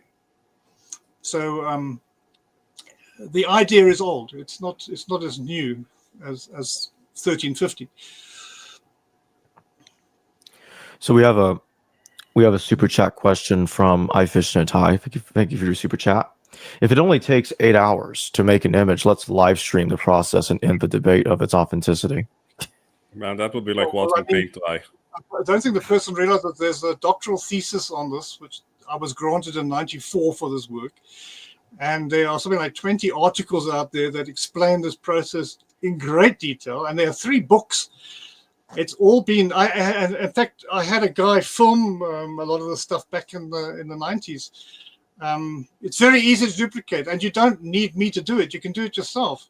It's really easy. You just get some silver sulfate, pop it in a box with a lens, and see the results. Isn't silver sulfate incredibly toxic? No. I wouldn't want to eat it, but So silver nitrate is very reactive which is what I was using. And it caused me a lot of problems in the early days because sometimes moisture would get into the camera and I'd come in the morning and the whole image would be covered in blotches. Very, very, very upsetting. And, you know, we're talking many months of work here, up all night painting the cloth and dipping it and then drying it with fans and then making sure it was hung up properly inside the camera and then making sure it was focused. And then in the morning, making sure that at 7 o'clock on the dot, the lens is opened and then making sure that there's no clouds. If there's clouds, then suddenly the whole experiment's ruined and you've got to start it from scratch again. I also had cows on my property, so I had to put electric fences up to keep them away from Jesus. I had a police helicopter hovering over my farm, wondering why I had a dead body hanging on a gibbet one day.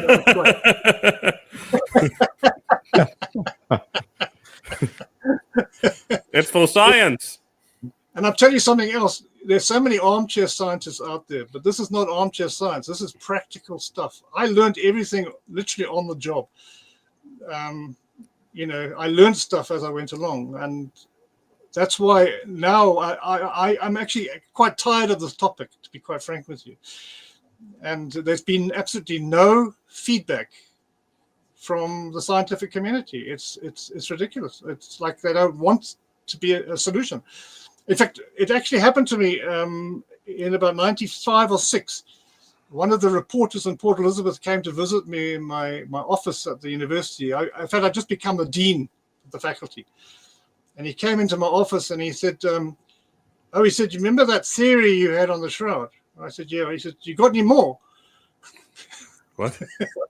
So then you realize this is all about sensationalism. They're not interested in the truth. They don't want an answer. They just want more stuff, you know.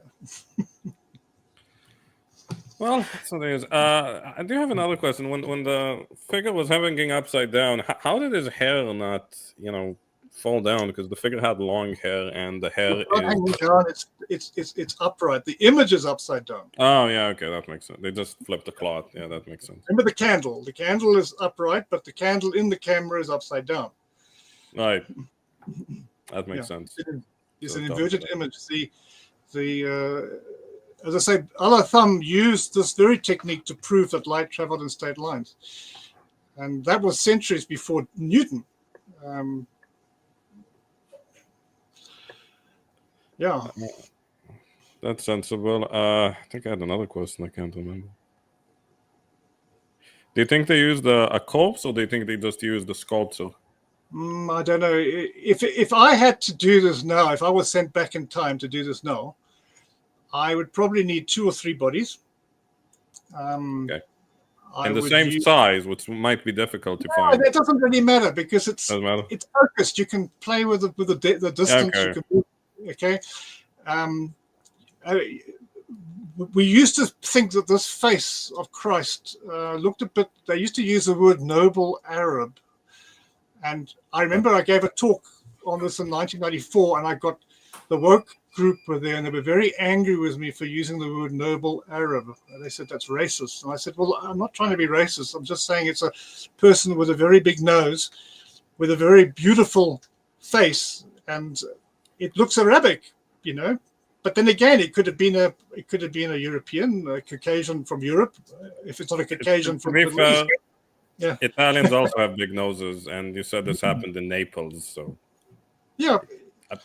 Doesn't matter. The point is, he was a very good-looking chap. Whoever they used. Yeah, I don't know if he. Oh, and of course, that's the other thing that makes me laugh. Leonardo did this, you know, because Leonardo had a big nose and a beard. Yeah, that's now been chucked at me as well. I just don't even know what to say.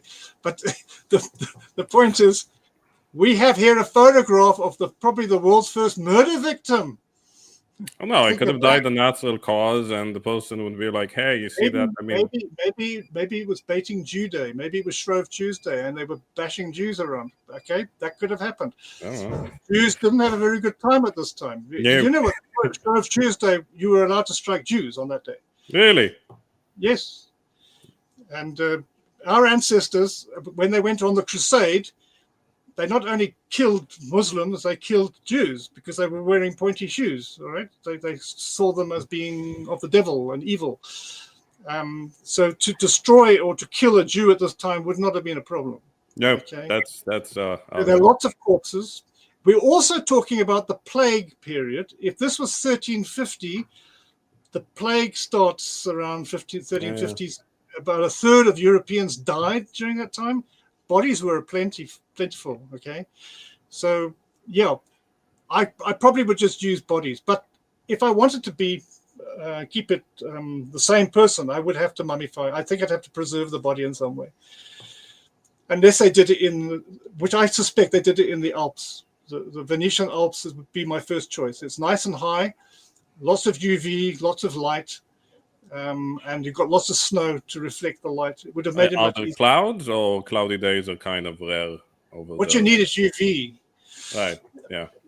That's another thing I haven't mentioned this. The nanometers of light that affect the silver is 265 nanometer. Glass tend to hide that. And water, moisture, and clouds block UV. Optical crystal allows UV through.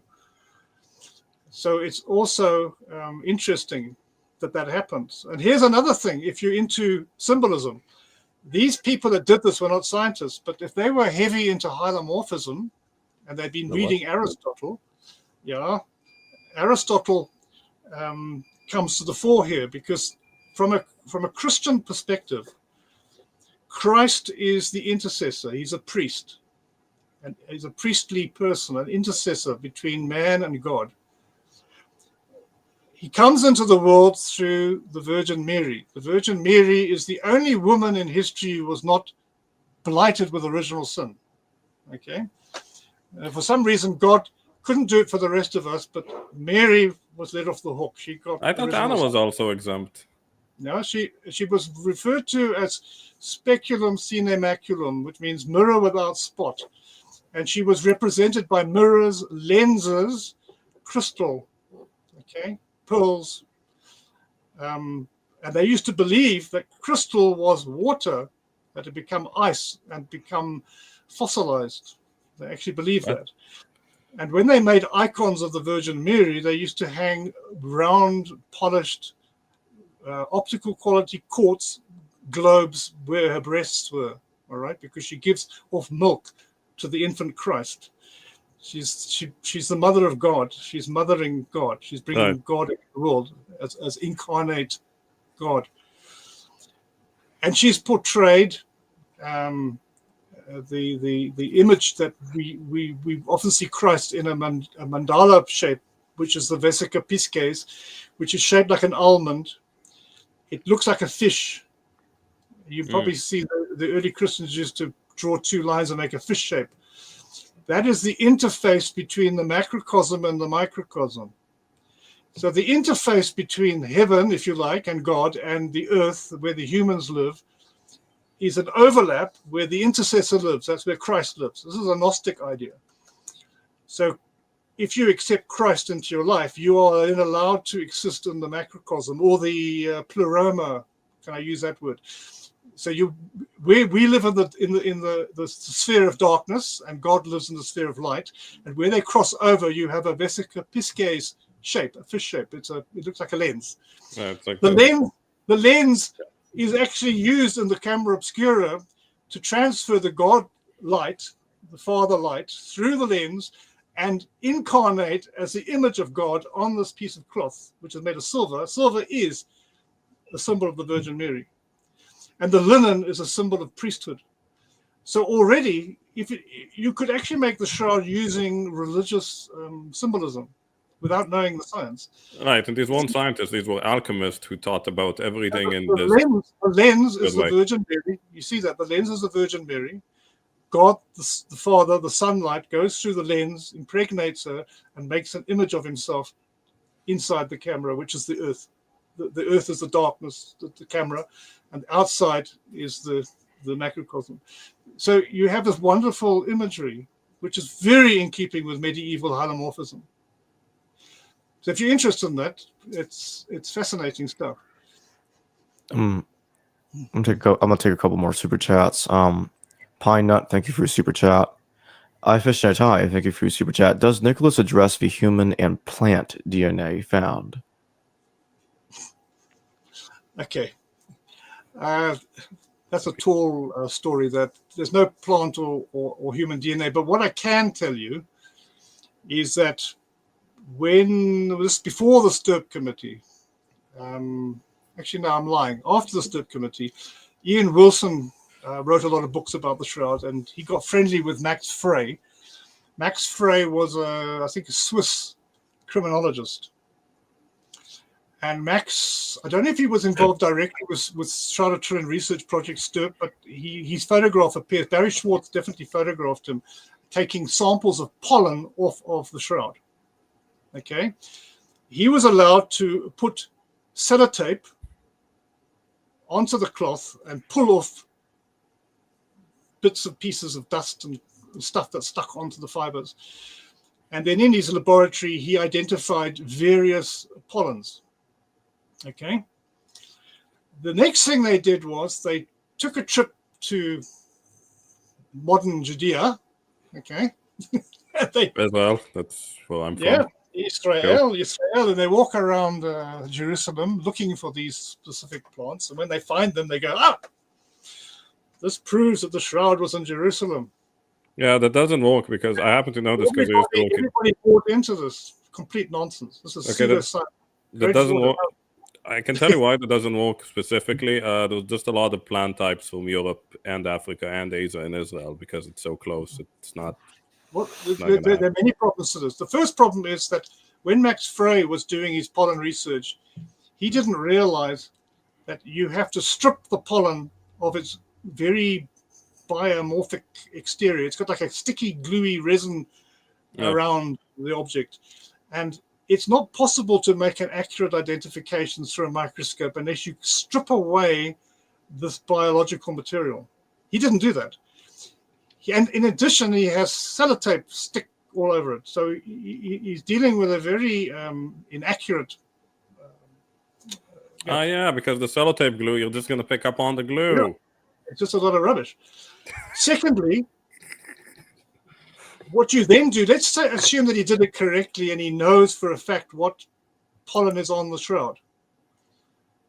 You know that pollen travels around the stratosphere, right? Yep. It can come from anywhere. They also found legs of insects. They found fibers from ladies' pantyhose on the Shroud. So now, does that mean the Shroud was made in a pantyhose factory? By the same logic, right? Maybe scientists here. Let's get real. Okay, made by Berkshire, stocking factory, because they found evidence of actual ladies' pantyhose fibers on the Shroud. Right. There was also dust from the Fiat factory in Turin. All right, obviously it's been taken out every 100 years and displayed. It's got dust all over it. Okay, not to mention just detritus. It could come from anywhere. Yeah. But let's be kind to these people and say that all the pollen on there didn't come out of the stratosphere. It actually came from where it was in France when it moved from Redating to Chambéry to Turin, and wherever else it may have been before. Let's be kind to them. Then what you do is you look for plants of that nature everywhere in the world, not just in Jerusalem. Okay. So it's a manufactured answer. You basically have the conclusion before you start. That's not science. No. And if a student of mine did that for their doctoral thesis, it would be chucked out and laughed at. I mean, it's just a joke. But yet, here we live, and people take this stuff seriously and write books on it. Did you ever look into? It's actually very disappointing. Did you ever look into the type of linen that their Shroud was made out of, or it's not? Yes, I know a lot about the linen. It was obviously a very prestigious piece of linen. It cost a lot of money at that time. It has traces of cotton, and that cotton comes from Arabia. But that doesn't mean the Shroud comes from the Middle East, because that stuff was imported. Well, cotton's everywhere. Europe, Liège, for example, these people were making amazing stuff with imported fabrics, and that it doesn't prove anything. Well, to be precise, I think cotton comes from India and it's imported through Arabian Peninsula. Yeah. I think. The quartz that they used for the lens probably came from India. That makes sense. As I say, Venice. My guess is Venice is the key to this, because Venice is the crossroads between the Islamic world and the Christian world and the Knights Templar movement. And we know this was the time the Knights Templars actually traveled to North America. I mean, we have evidence of that. Wait, what? I mean, these guys knew how to navigate, and they got that information, obviously speaking to very learned people who were coalescing, if you like, in Venice. I mean, Marco Polo, for example, before this time, bringing information in from the Chinese East, bringing the very first porcelains in. People didn't know what porcelain was. They thought it was magic. They even made chalices in the church out of solid gold, where the rice bowl was held on the top as a gem. Right?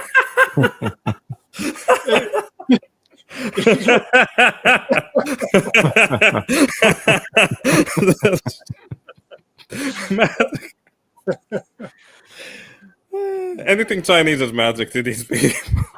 The Chinese are, well, I mean, let's be honest. Every culture on this planet has had a Mesolithic and a Neolithic period at a different time. And the ancient Near East had one of the earliest. We talk about the Fertile Crescent, the advances in Sumeria, Mesopotamia, and ancient Egypt. Very, very ancient. The Chinese predate that by a millennium. I mean, they were melting bronze in the seventh millennium BCE. I mean, these people are hell of an advanced culture. No, the Chinese are the most crafty people in They the are. world. They are. As far as I'm concerned, they're the superior race on this planet. They are. Well, now they make microchips in Taiwan, so Hitler got it wrong. He shouldn't have tried to make the Aryan race the master race. That's my little joke. Jeez. Nick, this is the internet. People don't know you're joking. It's a joke. Okay. Again, we have another super chat from Pine Nut. Is this the same under a microscope of this as a shroud? The people got to understand something, that I am trying to raticinate a technique that's plausible. I don't have the same piece of linen that was used to make the shroud. I don't have the same body, etc., etc. But what I can tell you is that on my esters, and I use the word ester because that's a technical term for things like linen, cotton, and paper, which we use for this technique. You can make a shroud with paper. You can make it with linen, cotton, as long as it's organic. Okay? You can probably make it on your skin. I'm quite sure you can make a shroud on your skin. All right. But if you're looking at fibers under a microscope, my fibers won't look exactly the same as the fibers on the shroud. But what I can tell you is that they are damaged on one side. And if you break a fiber in half, it's clear inside. And those are the same features that you had on the shroud imagery. Wait, was this the same type of linen they would use for painting on a canvas, or not really? Yeah, possibly, but different weaves. And the shroud's a very strange 3-in-1 herringbone tool. It's a very strange... It's almost a decorative weave. That's why it's a very special. I mean, if you're doing a canvas for painting, you're not going to go to all that trouble. You're going to just do a simple one-on-one weft, crossover. Yeah. I use this example, if I can just quickly. Sure. I just want to.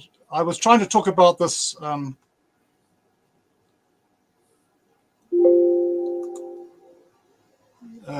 am I doing here?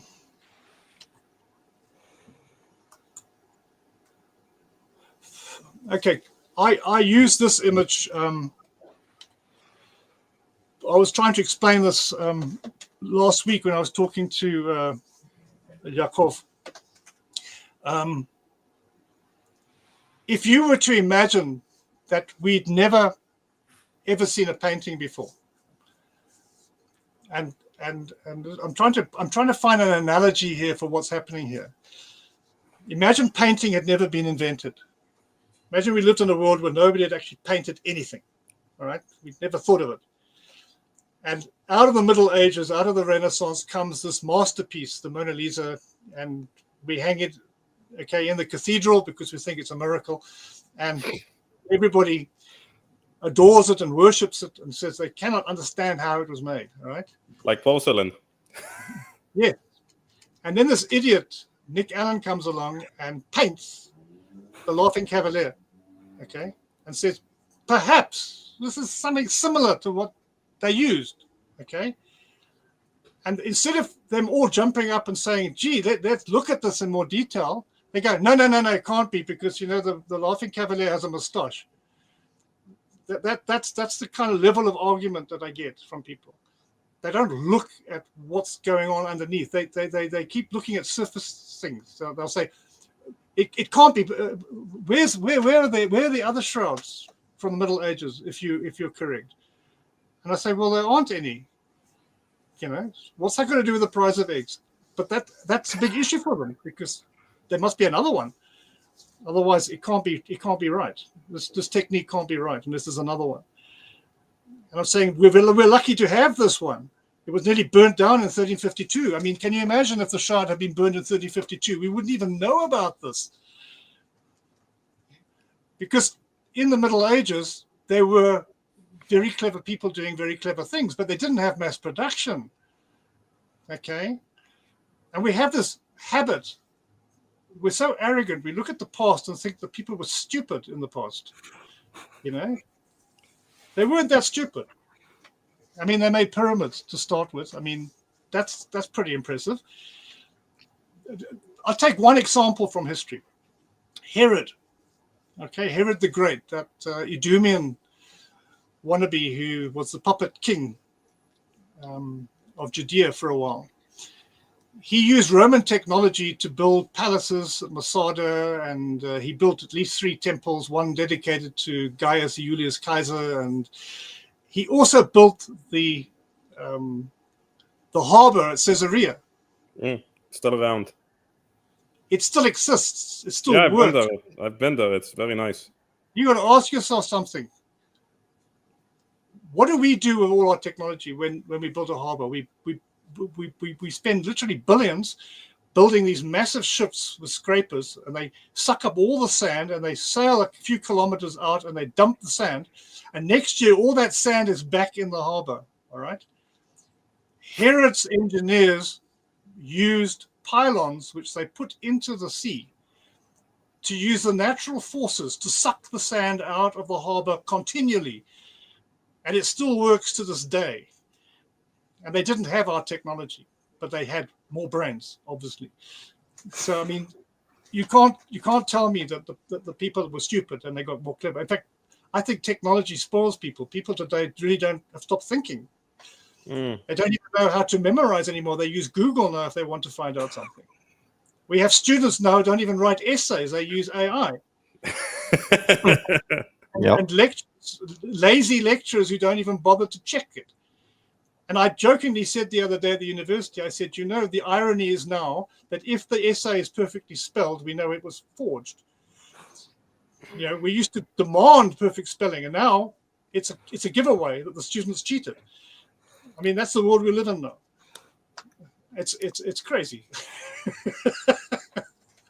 Yeah. Yeah, I don't know what to add to this. No, that was superlative. I mean, this is one of the... I've been around here and I've been watching YouTube videos. This is at least... Your presentation, at least one of my top 5 favorite videos ever. I've ever seen. I mean, it was... I would just like...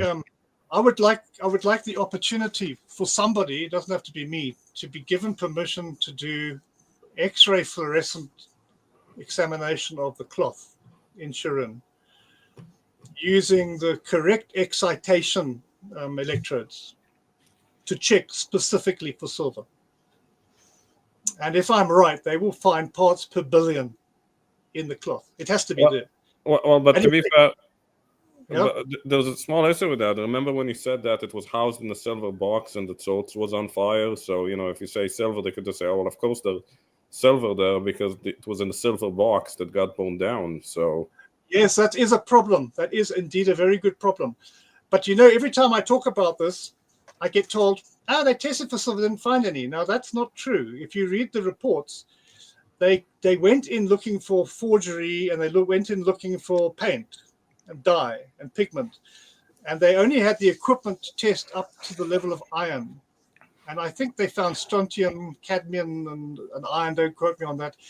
But they never looked specifically for things like gold. By the way, you could use gold to do this. yeah, gold is pretty red. Be very expensive, but you could do it. But silver is more obvious. And as I keep saying, I mean, they could have used mirrors to do this too. But why try to get somebody to polish a perfect mirror of that size when you can just use a little lens? I mean, I'm not looking for problems here, you know. I mean, I think we take the path of least resistance. So, it needs more research, and it needs research now in the correct context. The Sturp committee did a good job, but they went in blind. They went in not thinking what they were going to find. They didn't do their homework. And they wasted those 5 or 6 days looking for something that they should have known wasn't there to start with. Well, you know, if I was a cynic, I would say that they were selected because the people acquiring them knew they didn't do their homework, so they knew what they would not find. I don't want to go that far, but certainly a number of them had strong faith and were part of the church, which is a problem. Nowadays, when you read up on it, they're very quick to say this is not true, and a lot of people there from different faiths. The point is, the leaders of the committee were all religious except for Walter McCrone, and Walter McCrone was the only one to come forward with the red oxide, the iron oxide story. Which completely fits in with what I'm saying. I mean, the others didn't want to say it. They said it's not so. Wait, just a question. They found cadmium. Now, if you paint today, you know that cadmium is used for everything. There's cadmium yellow, cadmium red, cadmium orange. It's not very good. Like, they found cadmium and they didn't say, oh, this might be paint, because we know cadmium is a very common source of red paint. No? Yeah, well, another thing, because you see, the thing is, I'm not looking at this in isolation. I have a bit of a bird's eye view of the world in the Middle Ages. I'm a generalist. I'm not a specialist. And this is also the time that stained glass was taking off, which I haven't even mentioned. And what was the key to stained glass? Silver. Silver salt. Okay. Yeah. So it's the same time. So what happens? The very first yellow glass they made, I think in the 1200s, was silver salt. And then they started inventing other colors. They brought in copper for green and irons for the browns, and gold was used for red. Gold, if you put a drop of gold into molten glass, you get this beautiful pink, rosy color. A magenta? No, it's not magenta. It's more like rose. Okay. And if you look at Sainte-Chapelle, which was built by Saint Louis to house the crown of thorns, that whole building is an expression, it's a technological marvel of that period, and it was there because of silver. You know, so these people knew about these chemicals. It's not like this was something new to them. It's not like and I've been accused of trying to give technology to these people they didn't have. I was very careful not to even talk about this for about 5 years until I had made sure of all my facts.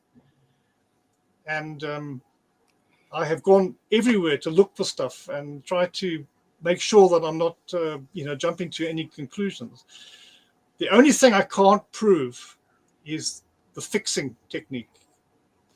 Let's put it another way. I understand they could have discovered that accidentally, because in the linen trade they used urine at that time. Right. The first person on this planet to actually point out that silver salt was going brown because of light was a guy called Boyle. He was a chemist. I don't quote. I think he lived in the 1600s. I don't quote me on that, but that's quite a lot of years after the Shroud. So you have to imagine that somebody had the ability to get to that realization that we're dealing with light that's causing this. Well, they didn't need to know why it happened. They just needed to know that it did happen and find ways to, okay, let's apply this, see what happens, you know. You don't need the science. You just need to have the experience. And then, of course, who did this? Was it a small group of people? My favorite theory, and this is just speculation, there's no proof of what I'm saying, but if Geoffroy de Charnay was the nephew of the last preceptor of Normandy, who was burnt at the stake on Ile de Juif, the island of the Jews, in the middle of Paris in 1314, is it not possible that he, the uncle, had the shroud? And it was being made and used to restore the order, because they knew they needed a rallying point to give the order its validity again, because they've been accused of blasphemy, spitting on the cross, and all sorts of things, and worshipping Baphomet, which was because they couldn't pronounce Muhammad. And That's true. so you have this interesting situation where perhaps, and I'm speculating, the Knights Templar, the young ones, all got away from Philip the Fair's atrocities.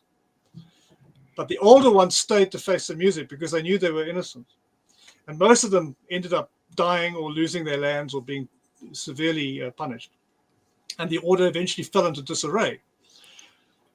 Jean Le Bon II, in the 1350s, he now restores the Templar ideal with the Knights of the Star, which is based on the worship of the Virgin Mary. It only lasted a year, this order, but the point is he tried.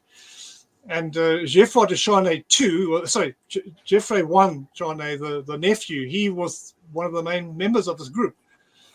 So that's also interesting, isn't it? That the uncle dies and the nephew is part of the revival, and the shroud just happens to be in his hands. Interesting, yeah. And the Knights Templar uniform, the symbol is a white cloth with a red cross on it, which symbolizes the body and blood of Christ. And they lived like Jesus. They didn't wash for a year. They grew their beards long. Yeah. They didn't wash. No, not for a year. No. And they went on campaign. Yeah, well, they were all nobles, French nobles, and they went to protect the pilgrims on the route to the Holy Land. Did nobody think it's a bad idea that soldiers on campaign would not wash for a year and it might lead to hygiene issues? I mean, why do we even ask these things?